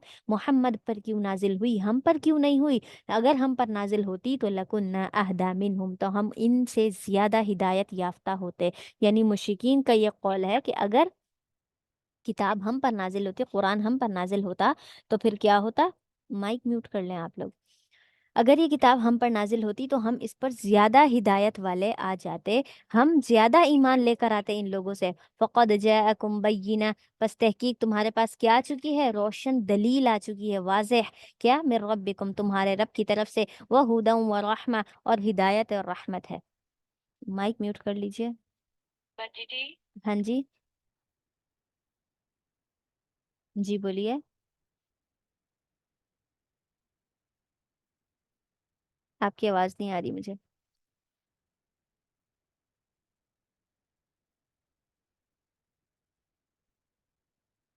कुछ कह रही थी या फिर खामोश हो गई? अच्छा जी। तो फ़क़द जाअकुम बय्यिनतुम मिर रब्बिकुम, तुम्हारे रब की तरफ से तुम्हारे पास दलील आ गई, वाज़ेह कुरान की शक्ल में, व हुदम व रहमा, और हिदायत भी और रहमत भी। जी, अब आ रही है आवाज़, पहले नहीं आ रही थी।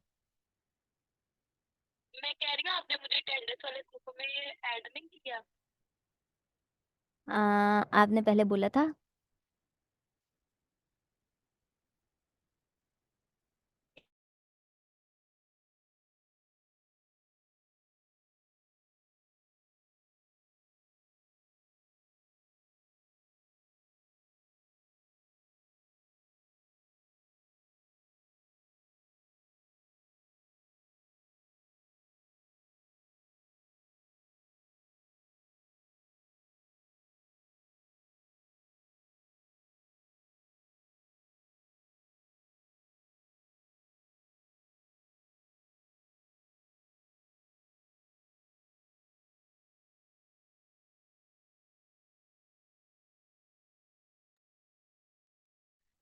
اچھا جی، بسم اللہ الرحمن الرحیم۔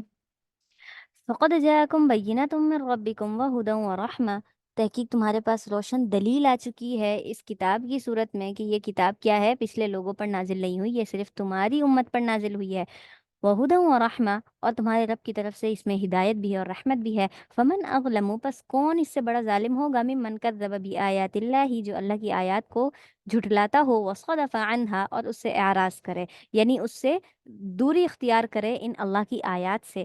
سنجزی الذین، عن قریب ہم بدلہ دیں گے ان لوگوں کو، یصطفون عن آیاتنا، جو ہماری آیتوں سے جدائی دوری اختیار کرتے ہیں، اعراض کرتے ہیں۔ کیسا بدلہ دیں گے؟ سوء العذابی، بہت برا بدلہ دیں گے، برا عذاب دیں گے، بما کانوا یصطفون، اس وجہ سے کہ جو وہ اعراض کرتے تھے۔ کس چیز سے اعراض کرتے تھے؟ ہماری آیات سے۔ هل ينظرون، کیا وہ انتظار نہیں کر رہے اس چیز کا کہ الا ان تأتیہم الملائکہ، کہ ان کے پاس کوئی فرشتہ آ جائے، او یأتی ربک، یا ان کے پاس آپ کا رب آ جائے، او یأتی بعض آیات ربک، یا آپ کے رب کی طرف سے کوئی نشانی آ جائے۔ ان ساری چیزوں کا وہ انتظار کر رہے ہیں۔ کیوں؟ مشرکین مکہ ہمیشہ یہی کہتے تھے کہ آپ کیا کرتے ہیں، ہمیں تو ہر وقت آ کر قرآن کی آیات بتاتے ہیں، اور ساتھ ہی ساتھ یہ کہتے ہیں کہ اگر ہم نے نہیں مانا اللہ کا عذاب آئے گا، یہ چیز آئے گی، وہ چیز آئے گی، قیامت آ جائے گی، تو پھر آپ ایسا کرو، لے آؤ اس عذاب کو۔ آپ کہتے ہو فرشتہ عذاب لے کے نازل ہوتا ہے، جیسے کہ پچھلی قوموں پر آپ جاؤ اس فرشتے کو بلا کر لے کر آ جاؤ۔ تو یہ ساری چیزیں وہ لوگ کہتے رہتے تھے، اور اللہ تعالیٰ نے یہ آیت نازل فرمائی، کیا وہ اس چیز کا انتظار کر رہے ہیں کہ ان کے پاس کوئی فرشتہ آ جائے، یا خود رب آ جائے یہ بتانے کے لیے کہ یہ کتاب جو ہے اسی کی طرف سے ہے، ہدایت یافتہ ہے، یا پھر یہ ہے کہ اویات یا بعض آیات ربک، آپ کے رب کی کوئی نشانی آ جائے۔ کوئی رب کی نشانی کا مطلب یہ ہے کہ کوئی ایسی چیز، جیسے قوم سمود، قوم عاد پر جب عذاب نازل ہوا تھا تو 7 دن پہلے سے ان پر سخت تند ہوا چلنا شروع ہو گئی تھی، اور ان کے چہرے مسخ ہونا شروع ہو گئے تھے۔ تو اس وجہ سے فرمایا کہ ایسی کوئی نشانی آ جائے، ہمیں پتہ چل جائے کہ ہاں بھئی عذاب بھی واقع ہوتا ہے۔ تو لا ينفع نفسا ایمانها، اگر ایسی کوئی چیز آ گئی نا، آیات ربک، آپ کے رب کی طرف سے کوئی نشانی آ گئی، یا آپ کا رب خود آ گیا، یا فرشتہ عذاب لے کر نازل ہو گیا، تو پھر کیا ہوگا؟ لا ينفع نفسا ایمانها، تو ان کا نفس ان کے نفس کو ان کا ایمان کوئی فائدہ نہیں دے گا، یہ ایمان ان کا پھر بیکار جائے گا۔ اس کے بعد تو وہ اگر ایمان لے آئے، گڑ گڑائے، اللہ تعالیٰ کی عبادت میں لگ جائے، مشغول ہو جائے، تب بھی کوئی فائدہ نہیں ہوگا۔ اس کے متعلق آتا ہے کہ اللہ تعالیٰ نے جو آخر میں قیامت کی جو نشانی ہے کہ بھئی سورج مشرق کے بجائے مغرب سے نکلے گا، تو حدیث میں آتا ہے کہ جب سورج اس دن غروب ہوگا تو اگلے دن سورج نہیں نکلے گا۔ کیوں؟ کیونکہ وہ اللہ کی بارگاہ میں اجازت طلب کرتا ہے، ہر رات جا کر اجازت طلب کرتا ہے کہ صبح نکلوں یا نہ نکلوں، اور کہاں سے نکلوں۔ تو پھر اللہ تعالیٰ اس کو حکم دیتے ہیں کہ ٹھیک ہے جاؤ، تم طلوع ہو جاؤ۔ تو اس دن قیامت جس دن واقع ہوگی، یعنی قیامت کی علامات میں سے ہے کہ اس دن سورج اللہ تعالیٰ سے اجازت طلب کرے گا، لیکن اللہ تعالیٰ اسے اجازت نہیں دیں گے۔ تو اسی طریقے سے 1 دن 2 دن گزر جائیں گے، لیکن صبح ہی نہیں ہوگی۔ تو آپ صلی اللہ علیہ وسلم حدیث میں فرماتے ہیں کہ جو ایمان والے ہوں گے نا، جو تہجد کے پڑھنے والے ہوں گے، وہ اٹھیں گے، جو نماز پڑھنے والے ہوں گے وہ اٹھیں گے، تہجد سمجھ کر اپنی تہجد کی نماز پڑھیں گے، پھر سو جائیں گے، پھر اٹھیں گے، پھر کہیں گے ابھی تک رات ہی ہے، پھر تہجد کی نماز پڑھ کے پھر سو جائیں گے، پھر اٹھیں گے، پھر تہجد کی نماز پڑھ کے پھر سو جائیں گے، لیکن انہیں صبح ہی نہیں ہوگی۔ پھر لوگ اٹھیں گے ایک دم سے، یہ ظاہر ہے جب ان کی حدیث میں ہے کہ وہ لیٹ لیٹ کر سو سو کر ان کی کمریں ٹوٹنے لگیں گی، یعنی کمر ٹوٹنے لگے گی کہ اتنا سو گئے ہم، ان کے پہلو جو ہے تکلیف زدہ ہو جائیں گے۔ تو پھر سارے اٹھ کھڑے ہوں گے، باہر نکلیں گے کہ کیا ہو گیا، آج تو صبح ہی نہیں ہو رہی ہے، رات اتنی لمبی کیسے ہو گئی؟ تو اس وقت لوگ دیکھیں گے کہ مغرب سے سورج نکلنا شروع ہو گیا ہے، ٹھیک ہے، مغرب سے سورج نکلنا شروع ہوا ہے۔ تو لوگ کہیں گے یہ کیا ہو گیا، سورج کو آج مغرب سے کیسے نکل آیا؟ اور پھر سورج مغرب سے نکلے گا، دن ہوگا، اور اس کے بعد واپس مغرب میں ہی غروب ہو جائے گا۔ تو اس وقت آپ صلی اللہ علیہ وسلم فرماتے ہیں جیسے ہی سورج مغرب سے نکلے گا، لوگوں کی عبادات بیکار ہو جائیں گی، لوگوں کا ایمان بیکار ہو جائے گا، مطلب اس کے بعد لانے والے جو پہلے سے ایمان پر تھے ان کا ایمان انہیں بہت فائدہ دے گا، لیکن اس کے بعد سورج کے مغرب سے نکلنے کے بعد کسی کا ایمان قابل قبول نہیں، کسی کی عبادات قابل قبول نہیں۔ کیوں؟ کیونکہ اب تو قیامت شروع ہو گئی، اب وہ اعمال نام اعمال میں نہیں لکھے جائیں گے۔ تو لم تکن آمنت من قبل، کہ اس سے پہلے وہ ایمان نہیں لائے تھے، کسبت فی ایمانها خیر، ایمانها خیرا، اور اور اب جو یہ کمانے لگیں گے، یعنی جب اللہ تعالیٰ کی طرف سے یہ نشانی آ جائے گی، اب جب یہ کمانے لگیں گے اپنے ایمان میں جو خیر والی چیزیں، تو یہ خیر والی چیزیں بھی انہیں کوئی فائدہ نہیں دے گی۔ قل، آپ کہہ دیجئے، انتظروا، انتظار کرو اس چیز کا، انا منتظرون، میں بھی انتظار کر رہا ہوں۔ یعنی اللہ تعالیٰ کے عذاب کو جو تم دعوت دے رہے ہو، اس چیز کے متعلق تم انتظار کرتے رہو، میں بھی انتظار کر رہا ہوں۔ ان الذین فرقوا دینہم، بے شک وہ لوگ جو ٹکڑے ٹکڑے کر دیتے ہیں اپنے دین کو، وکانوا شیعا، اور گروہ بن جاتے ہیں، یعنی فرقہ فرقہ بن جاتے ہیں، لست منہم شیء، تو ان میں سے کوئی بھی چیز نہیں ہے ان کے پاس، مطلب کیا، ان کے پاس کوئی خیر ہی نہیں۔ جتنے فرقوں میں تبدیل ہوں گے اتنا اللہ تعالیٰ کی رحمت لوگوں سے اٹھتی چلی جائے گی۔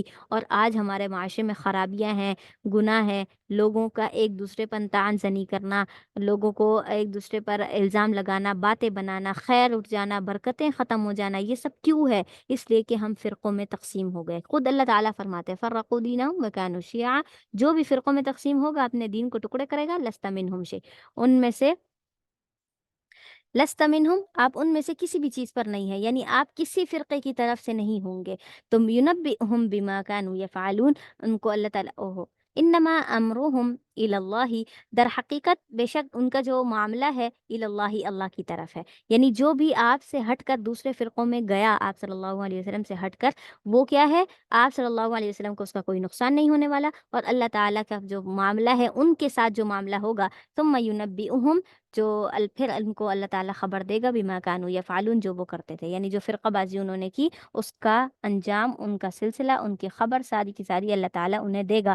من جاء بالحسنتی، بس جو بھی آ جائے ایک نیکی لے کر، فلہ عشر امثالها، تو اس کے پاس اسی کی مثل 10 نیکیاں ہوتی ہیں۔ یعنی اللہ تعالیٰ کی رحمت اتنی غالب ہے، اتنی غالب ہے، اگر کوئی شخص نیک کام کرتا ہے تو اللہ تعالیٰ اس کو 10 گنا نیکیاں دیتے ہیں، اور اگر کوئی گناہ کرتا ہے تو ایسا نہیں ہے کہ اس کو ومن جاء بالسیئۃ فلا یجزی الا مثلها، اگلی ہی آیت میں اللہ تعالیٰ نے بتا دیا کہ کوئی جو برائی کا کام کرے گا تو اس کو بھی 10 گنا برائیاں نہیں دی جائیں گی، بلکہ اس کو ایک ہی برائی دی جائے گی، مطلب برائیوں کا بدلہ، ایک برائی کا ایک گناہ کے بدلے ایک برائی، اور ایک نیکی کے بدلے 10 نیکیاں، ٹھیک ہے۔ اور اسی طریقے سے آپ صلی اللہ علیہ وسلم حدیث میں فرماتے ہیں، جس کا مفہوم ہے کہ اگر کوئی شخص کیا کرے، کسی چیز نیکی کا ارادہ کر لے کہ میں نے ابھی یہ نیک عمل کرنا ہے، تو اللہ تعالیٰ اسی وقت اس کے فرشتوں کو حکم دیتے ہیں اس کی نیکی لکھ لو، حالانکہ اس نے ابھی صرف ارادہ کیا ہے۔ پھر جب وہ کام کر لیتا ہے تو اللہ تعالیٰ اس کو پھر کہتے ہیں اس کو 10 نیکیاں بڑھا کر اس کا بدلہ لکھو۔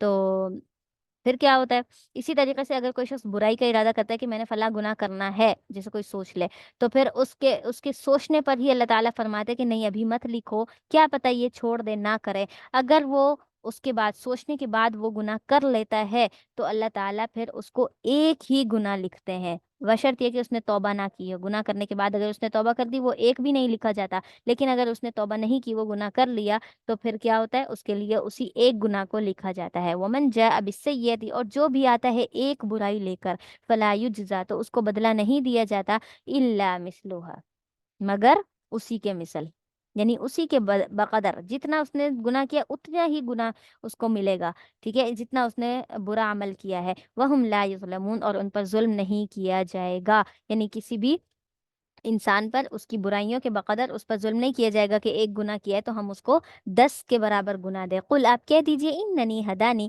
بے شک مجھے ہدایت دی ہے، ربی، میرے رب نے، الی صراط مستقیم، سیدھے راستے کی طرف۔ آپ صلی اللہ علیہ وسلم سے فرمایا جا رہا ہے، انہیں بتائیے کہ میرے رب تو مجھے ہدایت دے چکا، دینن، ایک ایسے دین کی طرف، قیامن، جو صحیح ہے، درست ہے، ملت ابراہیم، ابراہیم علیہ السلام کا طریقہ ہے، یعنی یہ جو دین ہے، یہ جو مذہب ہے، یہ ابراہیم علیہ السلام کے طریقے پر ہے، حنیفہ، جو کیا ہے، بالکل، حنیف کہتے ہیں یکسو ہونا، بالکل خالص ہو جانا کسی چیز کے لیے، تو یہ کیا ہے، اللہ تعالیٰ کے لیے خالص ہونے والا دین ہے۔ وما کان من المشرکین، اور میں مشرکوں میں سے نہیں ہوں، اور میں مشرکوں میں سے نہیں ہوں۔ اور اس کے بعد قل، آپ کہہ دیجئے، ان صلاتی، میری جو نماز ہے، ونسکی، اور میری جو قربانی ہے، یعنی جو بھی میں اللہ تعالیٰ کے راہ میں قربان کرتا ہوں، وہ محیا، اور جو میری زندگی ہے، وہ مماتی، اور جو میری موت ہے، وہ کس کے لیے ہے، للہ رب العالمین، اللہ کے لیے ہے جو تمام جہانوں کا رب ہے، پالنے والا ہے۔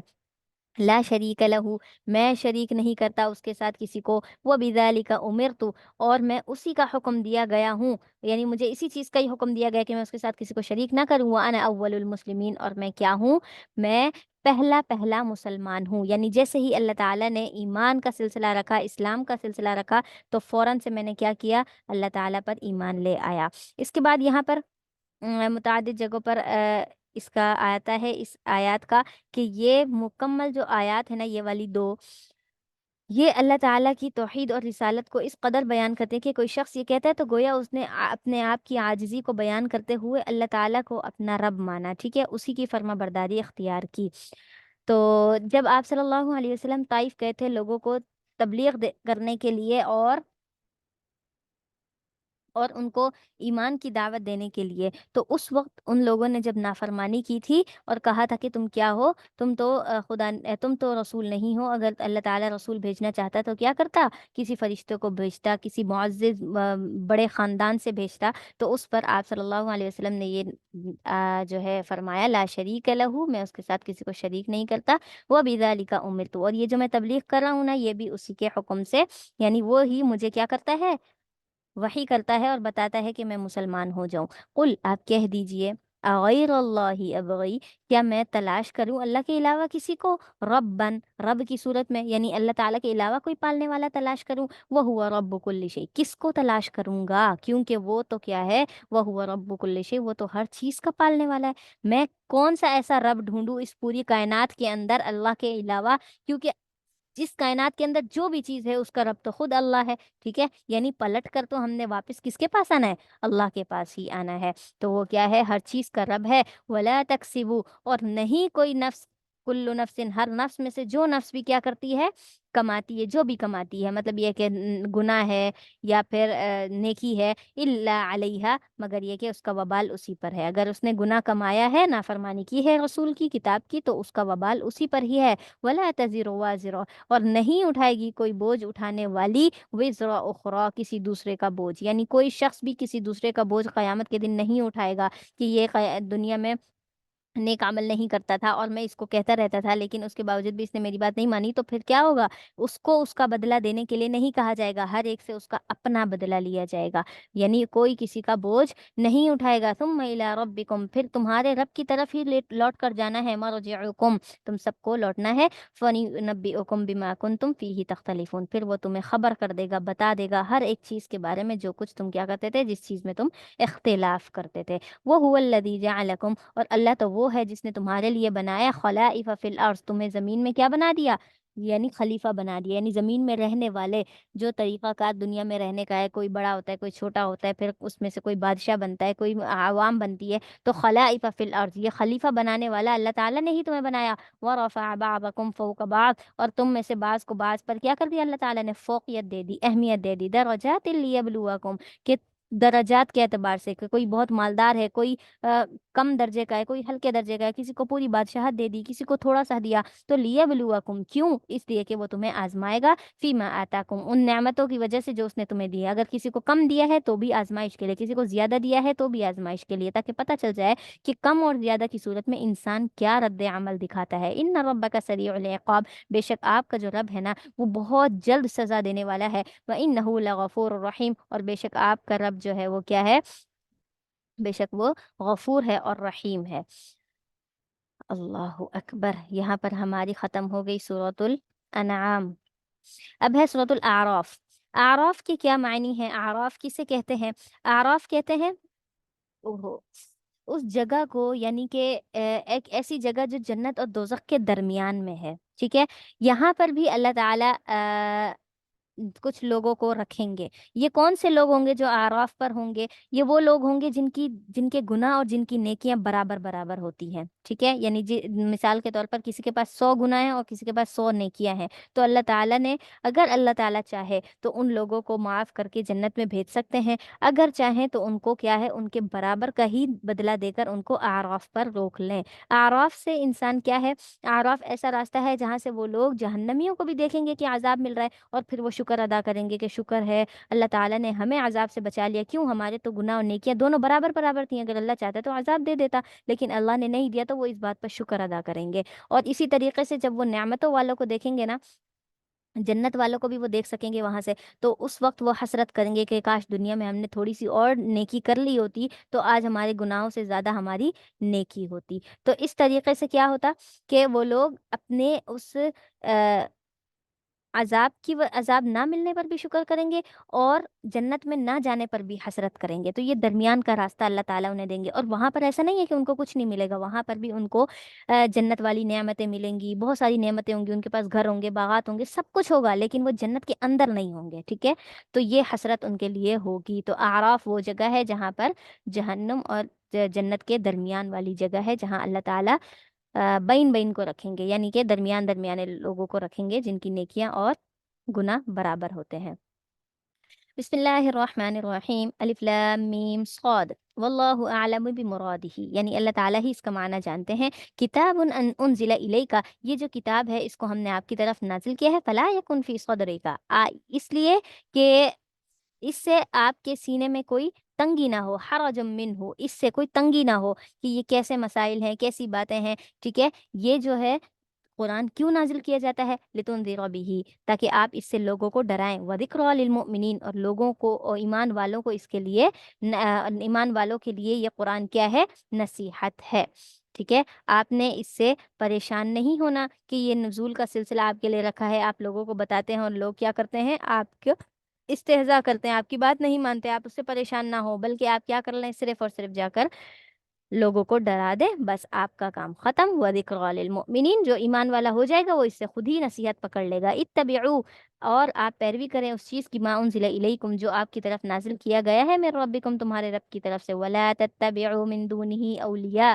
اور آپ نے اس کے علاوہ کسی کو دوست ہی نہیں بنانا، ٹھیک ہے؟ اس کے علاوہ کو دوست بنا کر، ولا تتبعوا، اس کی پیروی بالکل نہیں کرنی، قلیلا ما تذکرون، بہت ہی کم لوگ ہیں جو اس چیز سے نصیحت حاصل کرتے ہیں، یعنی اللہ تعالیٰ جو آیات، جو قرآن نازل کرتے ہیں، اس سے بہت کم لوگ نصیحت حاصل کرتے ہیں۔ وَكَم مِّن قَرْيَةٍ أَهْلَكْنَاهَا، اور کتنی ہی بستیاں ایسی ہیں، کتنے ہی قومیں ایسی گزر چکی ہیں، أَهْلَكْنَاهَا، جن کو ہم نے ہلاک کر دیا ہے، فَجَاءَهَا بَأْسُنَا بَيَاتًا، اس لیے کہ پھر کیا گیا، ان کے پاس عذاب آ گیا، بأسنا، ہمارا عذاب آ گیا، بیاتن، رات و رات، یعنی رات کے وقت ہی عذاب نازل ہو گیا ان پر، جس وقت وہ بے خبر تھے، او ہم قائلون، یا پھر یہ ہے کہ قائلون کہتے ہیں دوپہر کو، یعنی قیلولہ کرنے والے کو، ٹھیک ہے؟ جو دوپہر کے وقت سوتے ہیں ان کی، یا پھر وہ یہ کہ ایسے وقت میں عذاب آیا جب وہ دوپہر کو سو رہے تھے، فما کان دعواہم، پھر جب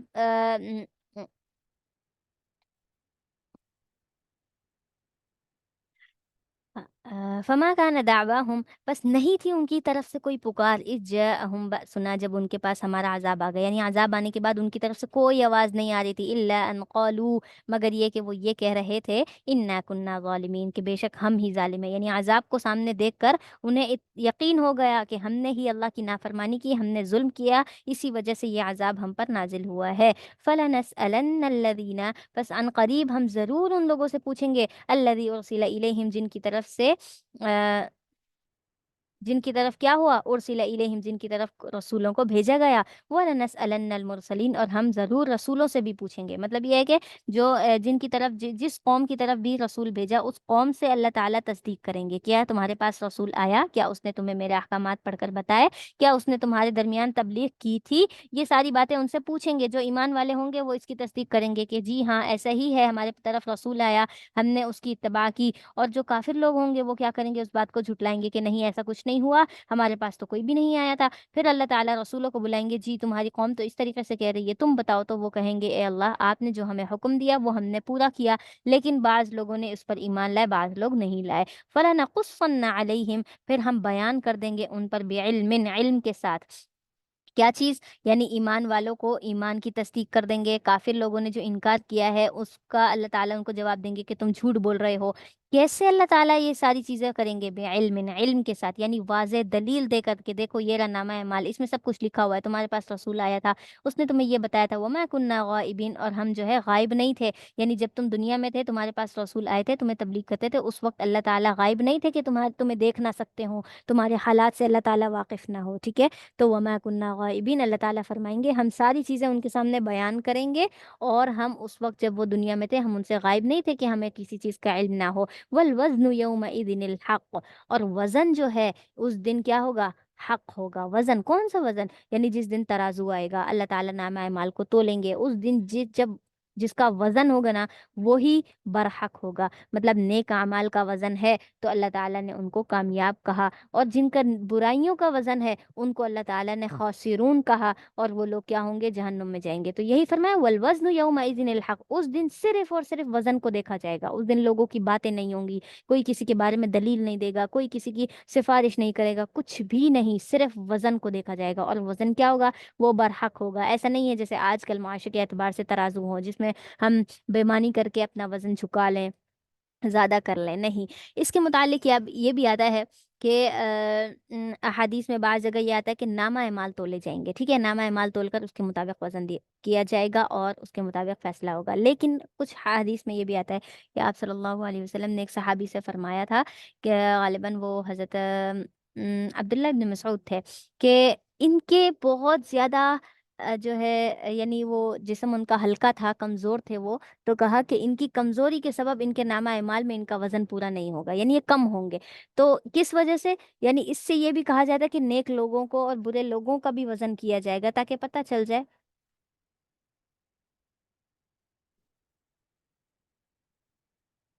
ताकि लोगों को पता चल जाए कि क्या हो, कि अच्छा, ताकि ईमान वालों को भी तोला जाएगा उनके ईमान के एतबार से, उनकी नेकियों के एतबार से, और बुरे लोगों को भी तोला जाएगा। और उसमें ऐसा नहीं है कि आप दुनिया के अंदर जो जिसामत है, जो वज़न है, उसके एतबार से होगा, नहीं, बल्कि आपकी वहाँ पर हज़रत आदम अलैहिस्सलाम की खलकत के मुताबिक आपका वज़न हो जाएगा, आपका कद उतना हो जाएगा, सब चीज़ें उन्हीं के एतबार से होंगी, ठीक है। तो वल वज़्न यौमइज़िनिल हक़, उस दिन हक ही क्या होगा? हक पर जो होगा वो वज़न ही होगा। फमन सकुलत मवाज़ीनुहु, पर जिसने क्या कर दिया? जिसके भारी हो गए आमाल, मवाज़ीनुहु यानी उसका उसका पलड़ा उस भारी हो गया जिसका, फ़उलाइका हुमुल मुफ़लिहून, यही लोग कामयाब है। कौन सा पलड़ा? नेकियों का पलड़ा। वमन खफ़्फ़त मवाज़ीनुहु, और जिसका पलड़ा हल्का हो गया यानी नेकियों के एतबार से, फ़उलाइका अल्लज़ीना ख़सिरू, बस यही वो लोग हैं जो खसारे में होंगे।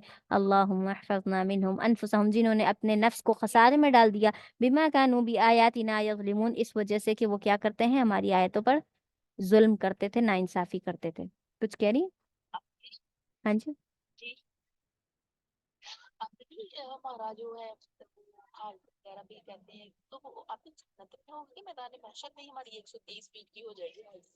नहीं, जब हम दोबारा उठाए जाएंगे तो उस वक्त भी कहा जाता है कि उसी के बकदर ही हो जाएगा, यानी हम जब उठाए जाएंगे तो हमारी जिसामत वही हो जाएगी हमारे वालिद के तौर पर,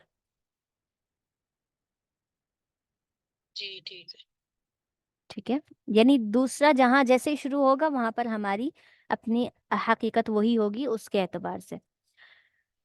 अच्छा जी, वो लक़द मक्कन्नाकुम फिल अर्दी, और जन्नत में तो वाक़तन होगा ही वही सब कुछ हज़रत आदम अलैहिस्सलाम के एतबार से। वलक़द मक्कन्नाकुम फिल अर्दी, और हमने तुम्हें ज़मीन में ठिकाना दिया, वजअलना लकुम फ़ीहा मआयिश, और हमने तुम्हारे लिए इसके अंदर यानी ज़मीन के अंदर मआयिश, ज़िंदगी गुजारने के लिए जो सारी चीज़ें ज़रूरत होती हैं वो सारी भी तुम्हें दी। क़लीलन मा तशकुरून, लेकिन बहुत कम लोग होते हैं जो शुक्र अदा करते हैं इस चीज़ पर भी कि अल्लाह ने हमें सब कुछ दिया, हमको सब कुछ बनाया, ठीक है।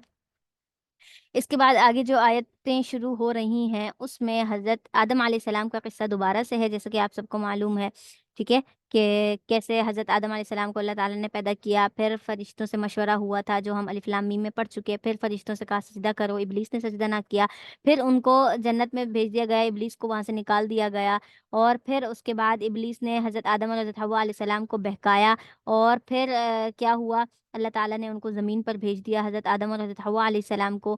और इसी तरीके से शैतान मरदूद को जब कहा कि तुम मरदूद हो, तुम यहाँ से गायब हो जाओ और तुम्हारे लिए हमेशा के लिए ज़िल्लत है, लानत है, तो تو اس نے کہا کہ مجھے ابھی سے ذلیل اور وہ نہ کریں، مطلب یہ ہے کہ مجھے ابھی موت مت دیں، کیونکہ جب اس نے نافرمانی کی تھی تو اس پر موت واقع ہو جانی تھی، لیکن اس نے کہا کہ مجھے ابھی مہلت چاہیے، مجھے زندگی چاہیے، اس لیے کہ کیا ہو، اس لیے کہ میں کیا کروں، اس آدم کی وجہ سے مجھے کیا کیا جا رہا ہے، ذلیل کیا جا رہا ہے، تو میں اب اس کی اولاد کو بہکا کر اس سے دور کروں گا، یعنی اللہ سے دور کروں گا۔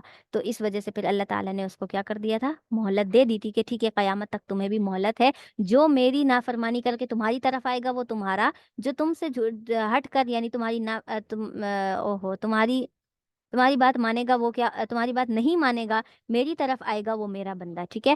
تو یہاں پر وہ سارا تذکرہ ہے، وَلَقَدْ خَلَقْنَاكُمْ، اور بے شک ہم نے تمہیں پیدا کیا، ثُمَّ صَوَّرْنَاكُمْ، پھر ہم نے تمہاری صورتیں بنائی، جیسی جیسی صورتیں بنتی ہیں، ٹھیک ہے۔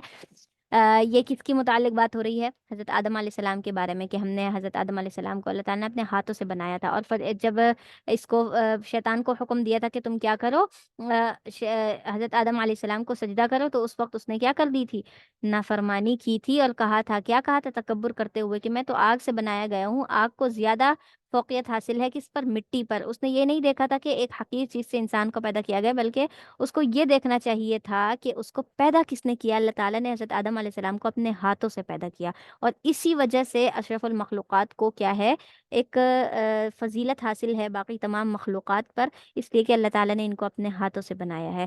تو ثم صورناکم، پھر ہم نے تمہاری شکلیں بنائی، صورتیں بنائی، ثم قلنا للملائکۃ، پھر ہم نے کہا فرشتوں سے، اسجدوا لآدم، آدم کو سجدہ کرو، فسجدوا الا ابلیس، بس فرشتوں نے تو سجدہ کیا لیکن ابلیس نے نہ کیا، لم یکم من الساجدین، وہ سجدہ کرنے والوں میں سے نہ تھا، قال، تو اللہ تعالیٰ نے فرمایا، ما منعک، تجھے کس چیز نے روکا ہے، اللہ تسجد، کہ تو سجدہ کرے، اذ امرتک، جب کہ میں نے تجھے حکم دیا ہے، یعنی جب میں حکم دے چکا سجدہ کرو تو تمہیں سجدہ کرنا چاہیے تھا، پھر تمہیں کس چیز نے روکا۔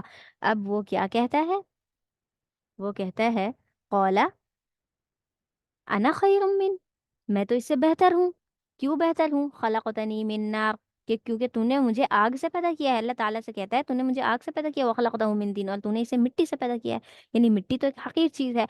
قولا، اللہ تعالیٰ فرماتے ہیں، فاہبط منہا، اتر جاؤ اس سے، کس سے، یعنی اس جنت سے، اس آسمانوں سے اتر جاؤ، فما یکون لک، تمہارے لیے نہیں ہے، انت تکبر، کہ تم اس میں فیہا، اس میں تکبر کرو، کس چیز میں تکبر کرو، کہ تمہیں آگ سے پیدا کیا گیا، آگ پر تکبر کرنے والا عمل تمہارے لیے نہیں تھا، کیوں، کیونکہ میں نہیں پیدا کیا، میں چاہتا تو تمہیں بھی مٹی سے پیدا کر سکتا تھا، ٹھیک ہے۔ فخرج انک من الصاغرین، بس نکل جاؤ یہاں سے، انک من الصاغرین، تم کیا ہو، صاغرین کہتے ہیں ذلیل ہونے والے ہو۔ قالا، اس نے کہا کہ انظرنی، مجھے مہلت دے دیجئے، الی یوم یبعثون، اس دن تک جس دن کیا کیا جائے گا، یبعثون، اٹھائے جائیں گے، یہاں پر شیطان خود کہہ رہا ہے، اس کا بھی عقیدہ ہے کہ ہاں اٹھایا جائے گا، موت ہوگی، یہ سارے معاملات ہوں گے، لیکن جب وہ کسی کو بہکانے پر آتے ہیں تو وہ کیا کہتے ہیں، نہیں نہیں، مرنا تھوڑی ہے، ساری زندگی جینا ہی ہے، کوئی موت نہیں ہے، کوئی اس کے بعد دوبارہ کی زندگی نہیں ہے، جو جینا ہے ابھی جی لو، ٹھیک ہے۔ خود کہہ رہا ہے الی یوم یبعثون، قیامت والے دن جب اٹھائے جائیں گے نا، اس دن تک مجھے روک لیں، مہلت دے دیں۔ قال انک من المنظرین، اللہ تعالیٰ کہتے ہیں تجھے میں نے کیا کر دی، مہلت دے دی۔ قالا فبما اغویتنی، تو اس نے کہا کہ فبما اغویتنی، جس وجہ سے آپ نے مجھے اغویتنی گمراہ کیا ہے نا، اللہ تعالیٰ سے اس نے کہا شیطان نے، جس چیز کی وجہ سے، جس وجہ سے آپ نے مجھے گمراہ کیا ہے نا، تو لاقعدن لہم، تو میں کیا کر لوں گا، میں بیٹھ جاؤں گا ان کے لیے، کن کے لیے، مطلب یہ ہے کہ ایمان والوں کے لیے، راستے میں، اسی راستے میں بیٹھ جاؤں گا، کیوں، صراطک المستقیم، میں بھی گمراہ کروں گا ان لوگوں کو، صراطک، آپ کے سیدھے راستے سے۔ اللہ تعالیٰ سے اس نے کہا کہ جیسے آپ نے مجھے گمراہ کر دیا نا آدم کو سجدہ نہ کرنے کی وجہ سے، ایسے ہی اب میں آدم کی اولاد اور آپ کے درمیان والے راستے میں بیٹھ جاؤں گا، جو آپ کی طرف آنے لگے گا آدم کی اولاد سے، میں اس کو کیا کر دوں گا، لأقعدن لهم صراطک المستقیم، اس کو سیدھے راستے سے گمراہ کر دوں گا، تاکہ وہ آپ کی طرف آئے ہی نہ، اسے ہدایت ہی نہ ملے۔ ثم لآتینہم، پھر میں ضرور ان کے پاس آؤں گا، من بین ایدیہم، ان کے آگے سے بھی، ومن خلفہم، اور ان کے پیچھے سے بھی، وعن ایمانہم، اور ان کے دائیں طرف سے بھی، وعن شمائلہم، اور ان کے بائیں جانب سے بھی، ٹھیک ہے۔ مطلب یہ ہے کہ یہاں پر اس نے کہا کہ میں آگے پیچھے ہر جانب سے اس کو آ کر گمراہ کروں گا۔ یہاں پر آتا ہے حدیث میں کہ آپ صلی اللہ علیہ وسلم فرماتے ہیں اس نے اوپر سے نہیں کہا کہ میں اوپر سے بھی آ کر گمراہ کروں گا، کیوں، کیونکہ اوپر سے تو ایمانی نور اترتا ہے، اور اس کے اوپر کیا ہے، اور اوپر سے اللہ تعالیٰ ہی کیا کرتے ہیں، ہدایت دینے والے ہیں، تو اسی لیے فرمایا کہ وہ اس نے اوپر سے نہیں کہا، کیونکہ وہ وہاں سے کسی انسان کو گمراہ نہیں کر سکتا۔ تو من بین ایدیہم سامنے سے بھی آئے گا، خلفہم پیچھے سے بھی، ایمانہم دائیں جانب سے، شمائلہم بائیں جانب سے، ولا تجد اکثرہم شاکرین، اور آپ نہیں پائیں گے ان میں سے اکثر لوگوں کو شاکرین شکر کرنے والے۔ مطلب شیطان نے کہا کہ آپ کو شکر کرنے والے لوگ نہیں ملیں گے، کیوں؟ کیونکہ میں انہیں اتنا زیادہ آگے پیچھے ہر جانب سے آ کر اس کو گمراہ کروں گا۔ قال اخرج منها، اللہ تعالیٰ کہتے ہیں نکل جاؤ اسے، مذموما مدحورا، مذمت یعنی مذمومن، مذموم کہتے ہیں کسی کی برائی کرنا، کسی کو برا بھلا کہہ کر، مدحورا دھتکار کر نکالنا، اس کو دھکے دے کر نکالنا۔ لمن تبعک منہم، اب اللہ تعالیٰ کہتے ہیں جس نے تیری پیروی کی نا، منہم ان میں سے، یعنی آدم کی اولاد میں سے جس نے تمہاری پیروی کی، لأملأن جہنم، میں کیا کر دوں گا، میں ضرور بضرور بھر دوں گا جہنم کو، منکم تم سب کے ساتھ، تم سب سے، یعنی شیطان سے اور شیطان کے ساتھیوں سے کیا کر دوں گا، میں بھر دوں گا۔ وہ یا آدم اسکن، اے آدم اسکن انت وزوجک الجنہ، تم بھی اور تمہاری بیوی بھی جنت میں ٹھہر جاؤ، فکلا منہا، فکلا من حیث شئتم، پس تم دونوں کھاؤ ان میں سے جو شئتما، جو بھی تم دونوں چاہو، ولا تقربا، اور تم نہ کرنا، تم قریب مت جانا، ہذہ الشجرۃ، اس درخت کے، فتکونا من الظالمین، پس تم دونوں کیا ہو جاؤ گے، ظالموں میں سے ہو جاؤ گے، یعنی ظلم کرنے والے ہو جاؤ گے اگر تم اس درخت کے پاس گئے تو۔ پھر کیا ہوا، فوسوس لہما الشیطان، شیطان نے ان دونوں کو وسوسہ ڈالا، دل میں خیال ڈالا۔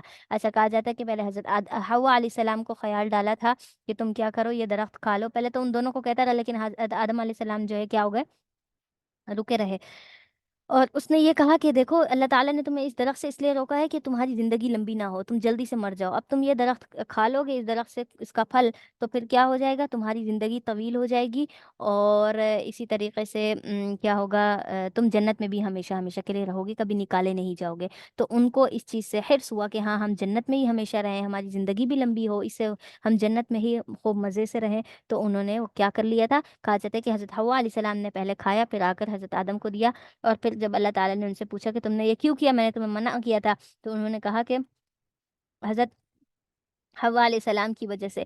تو کہا جاتا ہے کہ اس دن اللہ تعالیٰ نے فرمایا کہ حضرت حوا کو اس چیز کی سزا ان کی اولاد کے ذریعے سے ملے گی، یعنی عورتوں کے اندر یہ چیز آئے گی۔ بعض قول کے مطابق آتا ہے کہ یہ جو ہر مہینے میں جو ماہواری آتی ہے حیض کی، یہ اسی وجہ سے آتی ہے کہ حضرت حوا سے جو لغزش ہوئی تھی، خطا ہوئی تھی، اس کی وجہ سے۔ اور دوسرا یہ قول آتا ہے کہ جو حمل کے دوران جو عورت کو وہ ہوتا ہے، تکلیف ہوتی ہے، اور جو سارے معاملات ہوتے ہیں، موڈ سوئنگس وغیرہ جو بھی ساری چیزیں ہوتی ہیں، وہ اسی وجہ سے ہوتی ہیں کہ انہوں نے نافرمانی کی تھی۔ اور اسی طریقے سے اللہ تعالیٰ نے فرمایا اس کو میں دو تکلیفیں دوں گا، ایک اولاد کے حمل کے دوران جو ساری تکلیفیں ہوتی ہیں وہ، اور ایک پیدائش کے وقت کی جو تکلیف ہوتی ہے وہ عورت کے ذمے ہو گئی، تو وہ اس چیز کی سزا تھی، ٹھیک ہے۔ اور حضرت آدم علیہ السلام کو بھی یہ سزا دی تھی کہ آپ نے کیا کرنا ہے، آپ کے لیے جنت میں رہنا ختم ہو گیا، آپ جا سکتے ہیں۔ تو پھر حضرت آدم علیہ السلام نے دنیا میں آ کر اللہ تعالیٰ سے پوچھا کہ میں دنیا میں تو آ گیا، کیا میرے لیے بخشش کا کوئی ذریعہ ہے، میں معافی مانگ سکتا ہوں؟ اللہ تعالیٰ نے فرمایا کہ ہاں تم معافی مانگ سکتے ہو، اور اس کا طریقہ یہ ہے، پھر دعا سکھائی تھی، اور پھر حضرت آدم علیہ السلام نے توبہ کر لی۔ اچھا، لیبدی لہما ما وری عنہما، پھر کیا ہوا تھا جب ان دونوں نے وہ چیزیں کھا لی تھی، شیطان نے جب وسوسہ کیا تو لیبدیا، تاکہ وہ ظاہر کر دے ان دونوں پر، ما وری عنہما من سوآتہما، جو چیز ان دونوں کی طرف سے چھپائی گئی تھی۔ مطلب یہ ہے کہ پہلے تو کہا جاتا ہے کہ لباس نہیں ہوتا تھا، لیکن حضرت آدم اور حضرت حوا علیہ السلام ایک دوسرے کے جسم کی طرف دیکھ نہیں سکتے تھے، ایک پردہ ان کے درمیان ہوتا تھا، ٹھیک ہے، لباس وہ باقاعدہ پہنتے نہیں تھے، لیکن ایک پردہ تھا کہ وہ ایک دوسرے کو دیکھ نہیں سکتے تھے، صرف چہرہ سامنے ہوتا تھا، جو سطر وغیرہ ہوتے ہیں ان سطر کو نہیں دیکھ سکتے تھے۔ تو فرمایا کہ جو چیزیں ان دونوں سے چھپی ہوئی تھی نا وہ ظاہر ہو گئیں، کیا ظاہر ہو گئیں، کہ وہ دونوں ایک دوسرے کا جسم دیکھنے لگے۔ اب جب جسم سامنے آ گئے تو ان دونوں کو ایک دوسرے سے حیا آئی، شرم آئی، اور انہوں نے وہاں پر جو پتے تھے درختوں کے وہ توڑ توڑ کر اپنے جسم پر رکھنا شروع کر دیے، اور ایک دوسرے سے جسم چھپانے لگے۔ تو پھر اللہ تعالیٰ نے ان سے فرمایا اچھا، یہ شیطان یہ کرنا چاہتا تھا کہ ان کے جسم کو ظاہر کر دے ان کے سامنے، سوآتہما، ستر کو. وقال ما نہاکما ربکما، اور شیطان نے کہا کہ نہیں، جب منع کیا تمہارے رب نے تم دونوں کو عن ہذہ الشجرۃ، اس درخت سے، لیکن کیوں منع کیا؟ ان تکونا ملکین، کہ تم فرشتے نہ بن جاؤ. ٹھیک ہے، یعنی فرشتے نورانی مخلوق بن جاؤ گے اگر تم نے یہ درخت کھایا تو. اور اللہ تعالیٰ نے اسی لیے منع کیا کہ تم فرشتے نہ بن جاؤ. او تکونا من الخالدین، یا پھر یہ کہ تم اس میں ہمیشہ رہنے والے نہ بن جاؤ، یعنی جنت میں تمہارا ہمیشہ رہنا نہ ہو جائے. وقاسمہما، اور اس نے کیا کر دیا، ان دونوں کے سامنے قسم کھائی کہ انی لکما لمن الناصحین، میں تمہارا خیر خواہ ہوں. اس نے قسم کھائی شیطان نے کہ میں تمہارا خیر خواہ ہوں، میں تمہیں اچھی بات بتا رہا ہوں، اگر تم اس درخت کو کھا لیتے ہو تو تمہارے لیے بچت ہے. فدلاہما بغرور، بس ان دونوں نے کیا کر لیا، ان دونوں کو اس کے دھوکے نے کھینچ لیا. ٹھیک ہے، یعنی وہ دونوں اس کے دھوکے میں آ گئے. فلما ذاقا الشجرہ، پس جب دونوں نے درخت کو چکھ لیا، بدت لہما، تو ظاہر ہو گیا ان دونوں کا، سوآتہما، ان کا ستر ایک دوسرے پر ظاہر ہو گیا. وطفقا یخصفان، وہ کیا کر رہے تھے، اب وہ دونوں چپکانے لگے، یخصفان علیہما، اپنے ستر کو چھپانے کے لیے، کیا، من ورق الجنہ، جنت کے پتوں سے اپنے جسم کو چھپانے لگے. اور کہا جاتا ہے کہ اس دن حضرت آدم اور حضرت حوا نے کیا کر لیا، اپنی فطرت کے مطابق اپنے جسم کو چھپایا. تو آج تک کیا کرتا ہے انسان، اپنے جسم کو چھپانے کے لیے لباس پہنتا ہے. وناداہما، اور ان آواز دی ان دونوں کو، ربہما، ان کے رب نے کیا کہا، الم انہکما عن تلکما الشجرہ، کیا میں نے تم دونوں کو اس درخت سے نہیں روکا تھا؟ وَأَقُلْ لَكُمَا، اور میں نے تم سے نہیں کہا تھا کہ ان الشیطان لکما عدو مبین، کہ یہ جو شیطان ہے یہ تمہارا واضح دشمن ہے؟ کیا میں نے یہ ساری چیزیں تمہیں نہیں بتائی تھی پہلے سے؟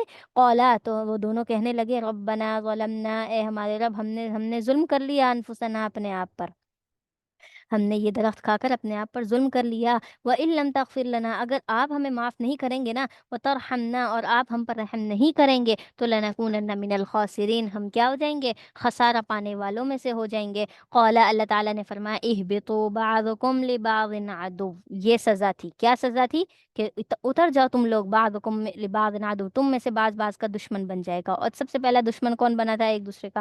حابیل اور قابیل کا واقعہ، جیسا کہ ہم پڑھ چکے. وَلَكُمْ فِي الْأَرْضِ مُسْتَقَرٌّ، اور تمہارے لیے زمین میں ٹھکانہ ہے.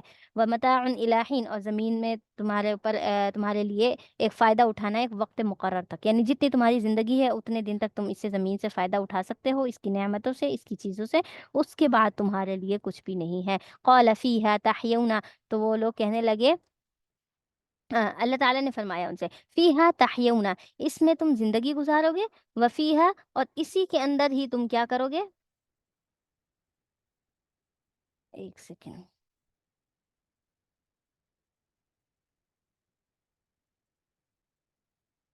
کیا ہو گیا.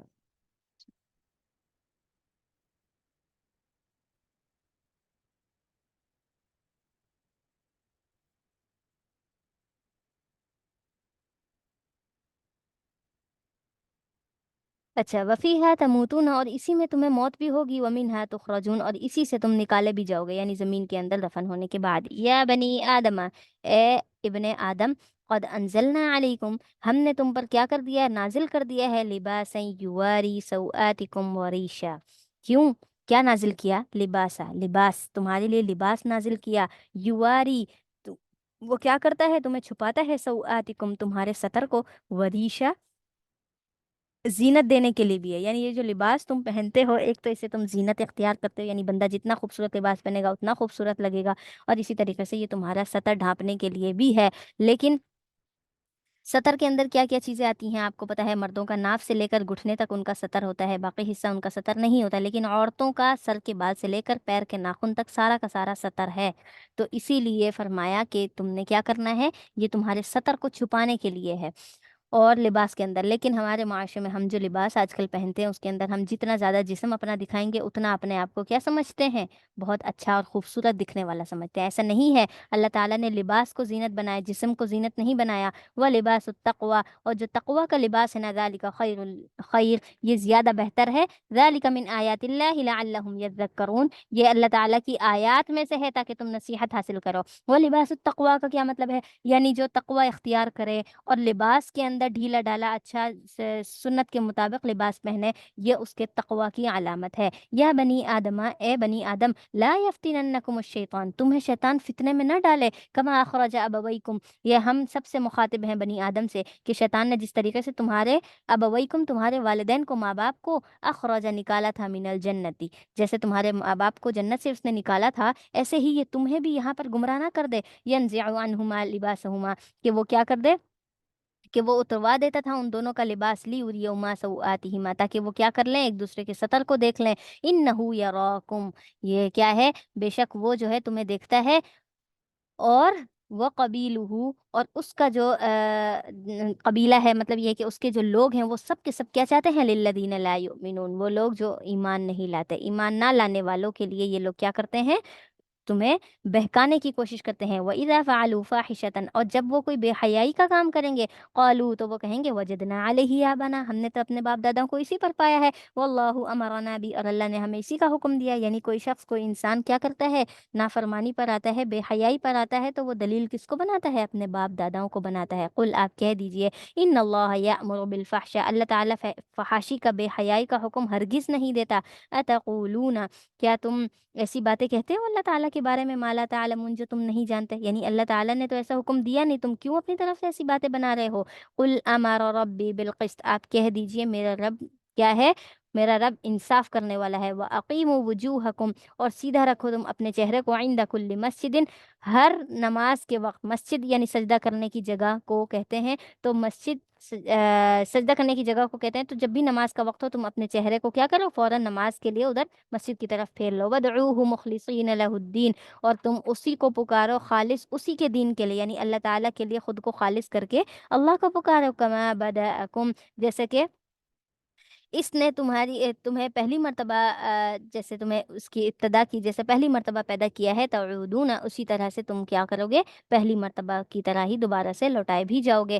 فریقن ہدا، ان میں سے ایک فریق ایسا ہے جس نے ہدایت اختیار کی، و فریقن، اور ان میں سے ایک فریق ایسا ہے، حق علیہم الضلالہ، جس پر یہ بات ثابت ہو گئی کہ الضلالہ، وہ گمراہ ہو کر رہے گا۔ انہم اتخذوا الشیاطین اولیاء، یہی وہ لوگ ہیں جو کیا کرتے ہیں، شیطان کو دوست بنا لیتے ہیں، من دون اللہ، اللہ کے علاوہ، وَيَحْسَبُونَ أَنَّهُمْ مُهْتَدُونَ، اور ساتھ ہی ساتھ وہ یہ بھی گمان کرتے ہیں کہ أَنَّهُمْ مُهْتَدُونَ، کہ وہ ہدایت پر ہیں۔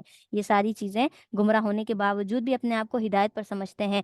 یا بنی آدم، اے بنی آدم، خذوا زینتکم، کہ زینت کو پکڑ لو، عند کل مسجد، ہر نماز کے وقت میں، وَكُلُوا وَاشْرَبُوا وَلَا تُسْرِفُوا، اور تم کھاؤ اور پیو، اسراف نہ کرو، یعنی زیادتی نہ کرو، کھانے پینے میں بیجا ضائع نہ کرو، إِنَّهُ لَا يُحِبُّ الْمُسْرِفِينَ، اس لیے کہ اللہ تعالیٰ اسراف کرنے والوں کو پسند نہیں کرتا۔ یہاں پر جو ہے، یا بنی آدم خذوا زینتکم عند کل مسجد، نماز کے وقت میں زینت اختیار کرنا، یہ ہمارے معاشرے میں بہت خرابی ہے، ہمارے ہاں بہت زیادہ خرابی ہے۔ ہم جب نماز پڑھتے ہیں تو ہم صرف وضو بناتے ہیں، دوپٹہ پہنا، جیسا پہنا ہوا ہے ویسے پہن کر کھڑے ہو گئے، ہمیں کوئی شوق نہیں ہوتا کہ ہم زینت اختیار کریں اور یہ وہ۔ تو اس کے اندر ہمارا یہ ہے کہ جتنا ہمارا اپنی ذات پر حق ہے، اتنا ہی ہماری ذات پر اللہ تعالیٰ کا بھی حق ہے۔ تو جب اللہ تعالیٰ کے حضور کھڑے ہونا ہے عبادت کے لیے، تو اپنے آپ کو بنا کر، سنوار کر، خوبصورت بنا کر کھڑے کرنا ہے، تاکہ اللہ تعالیٰ کی بارگاہ میں جائیں تو ہمیں خوشی ہو کہ ہم اللہ کے لیے تیار ہوئے ہیں۔ خواتین کے لیے تو بہت ہی اچھا موقع ہے، اچھا لباس پہنے، صاف ستھرا استری کیا ہوا، اور یاد رکھیں، اگر لباس کے اندر ایسا آتا ہے کہ اگر آپ نے ایسا لباس پہنا ہے کہ جس سے آپ کو لوگوں کے سامنے جانے میں شرم محسوس ہونا، جیسے کبھی کبھی ہوتا ہے ہم شرٹ الگ پہن لیتے ہیں، ٹراؤزر الگ پہن لیتے ہیں، دوپٹہ کوئی بھی اٹھا کے، چلو نماز ہی تو پڑھنی ہے، پہن کر ہم شروع ہو جاتے ہیں۔ اگر اس حلیے میں ہم کسی محفل میں چلے جائیں تو وہاں ہمیں جا کر اچھا لگے گا؟ نہیں لگے گا، وہاں پر ہمیں شرم محسوس ہوگی کہ ہم کیا پہن کر آ گئے۔ تو اگر ہم نے ایسا لباس پہنا ہے کہ ہمیں باہر لوگوں کے سامنے جانے میں شرم محسوس ہو، تو ان کپڑوں میں، اس لباس میں نماز بھی نہیں ہوتی، ٹھیک ہے؟ نماز ہمیشہ ایسے لباس میں ہوتی ہے جس میں آپ کو اطمینان محسوس ہو کہ ہاں میں نے بہتر اور عمدہ لباس پہنا ہوا ہے، اچھا پہنا ہوا ہے، صاف ستھرا پہنا ہوا ہے، ٹھیک ہے؟ تو اور دوسرا اس کے بعد یہ بھی ہے کہ زینتکم، زینت اختیار کرنی ہے، اور عورت کی زینت آپ کو معلوم ہے، لپسٹک لگانا، میک اپ کرنا، تھوڑا سا خوشبو لگا لینا، باہر نکلتے وقت تو ویسے بھی خوشبو نہیں لگاتی ہیں عورتوں پر، تو ویسے بھی مناسب نہیں ہے کہ باہر نکل کر خوشبو لگائیں، تو گھر میں ہی ہر نماز کے وقت خوشبو لگا لیں، ٹھیک ہے؟ اور اپنے آپ کو خوشبو لگا کر خوب تھوڑا سا ہلکا پھلکا سا میک اپ لگا کر اچھا سا تیار کر کے پھر نماز کے لیے کھڑے ہوں، تاکہ آپ کو معلوم ہو کہ آپ ایک ایسی محفل میں، ایسی مجلس میں آئی ہیں جو احکم الحاکمین کی ہے، پوری دنیا سے بڑی محفل اور مجلس میں آئی ہوں میں، احکم الحاکمین اللہ تعالیٰ جو بادشاہوں کے بادشاہ، میں اس سے بات کرنے آئی ہوں۔ تو اگر ہم کسی دنیا میں کسی بڑے آفیسر سے، کسی بڑی فیملی میں جائیں، تو وہاں پر بھی جب ہم ان کے سامنے جاتے تو ہماری کوشش یہ تھی ہم خوبصورت دکھیں۔ ہمارا پہلا امپریشن جو ان کے سامنے پڑے نا، ہمارے لباس، ہمارا حلیہ، ہماری صفائی، خوبصورتی دیکھ کر، وہ کیا ہے، ان پر پہلا اثر ہمارا پڑے۔ تو وہی چیز اللہ تعالیٰ کے ہاں بھی کرنی ہے کہ اللہ تعالیٰ کی بارگاہ میں ہم کھڑے ہیں تو ہماری زینت ہمیں کیا کرے، اچھی لگے، ٹھیک ہے، پتہ چلے کہ ہم کس کی مجلس میں، کس کی محفل میں، کس کے سامنے کھڑے ہیں، کس سے بات کر رہے ہیں۔ تو خُذُوا زِینَتَکُمْ عِنْدَ کُلِّ مسجد، ہر نماز کے وقت، ہر نماز کے وقت کرنا ہے۔ وَكُلُوا وَاشْرَبُوا، اور کھاؤ اور پیو، وَلَا تُسْرِفُوا إِنَّهُ لَا يُحِبُّ الْمُسْرِفِينَ۔ اب دیکھیں یہاں پر اللہ تعالیٰ نے ایک چیز کا حکم دیا، کیا کرنا ہے، زینت کو اختیار کرنا ہے ہر نماز کے وقت، گویا کہ ہر نماز پڑھنی ہے، ٹھیک ہے، اور اسی کے ساتھ فوراً اللہ تعالیٰ نے کلو وشربو، انسان کی فطرت کے مطابق فوراً سے کہہ دیا تمہیں کھانا پینا تو دیا جائے گا، بہت اچھا، کھانا بھی ہے، پینا بھی ہے، آزادی ہے تمہیں ہر چیز میں، تھوڑا سا وقت اللہ تعالیٰ کے لیے نکالنا ہے، اس میں کیا کرنا ہے، نماز پڑھنی ہے، اس میں اللہ تعالیٰ کے لیے زینت اختیار کرنی ہے، ٹھیک ہے، انہ لا یحب المسرفین۔ اب اس میں اسراف بھی نہیں کرنا، کھانے پینے میں بھی اور زینت میں بھی، ایسا نہ ہو خوبصورتی اختیار کرنے کے لیے آپ نے کیا سلیو لیس کپڑے پہن لیے ہیں، آدھے ادھورے کپڑے پہن لیے ہیں، یا کچھ زیادہ ہی شوشا والے کپڑے جسے ہم کہتے ہیں، جیسے برائڈل کپڑے پہن لیے ایسے بھرے ہوئے، تو ایسا بھی نہیں ہونا چاہیے، ٹھیک ہے، درمیانی جو ہے طریقہ اختیار کرنا ہے، جس میں نہ اسراف ہو، نہ ہی جس میں بہت زیادہ اپنے آپ کو گرانا ہے، نہ ہی بہت گندے حلیے میں نماز پڑھنی ہے، ٹھیک ہے۔ یہاں پر ہمارا تیسرا رکوع الحمدللہ مکمل ہوا، باقی انشاءاللہ پھر کل کریں گے۔ سبحانک اللہم و نشہد ان لا الہ الا انت نستغفرک و نتوب الیک۔ السلام علیکم ورحمۃ اللہ وبرکاتہ۔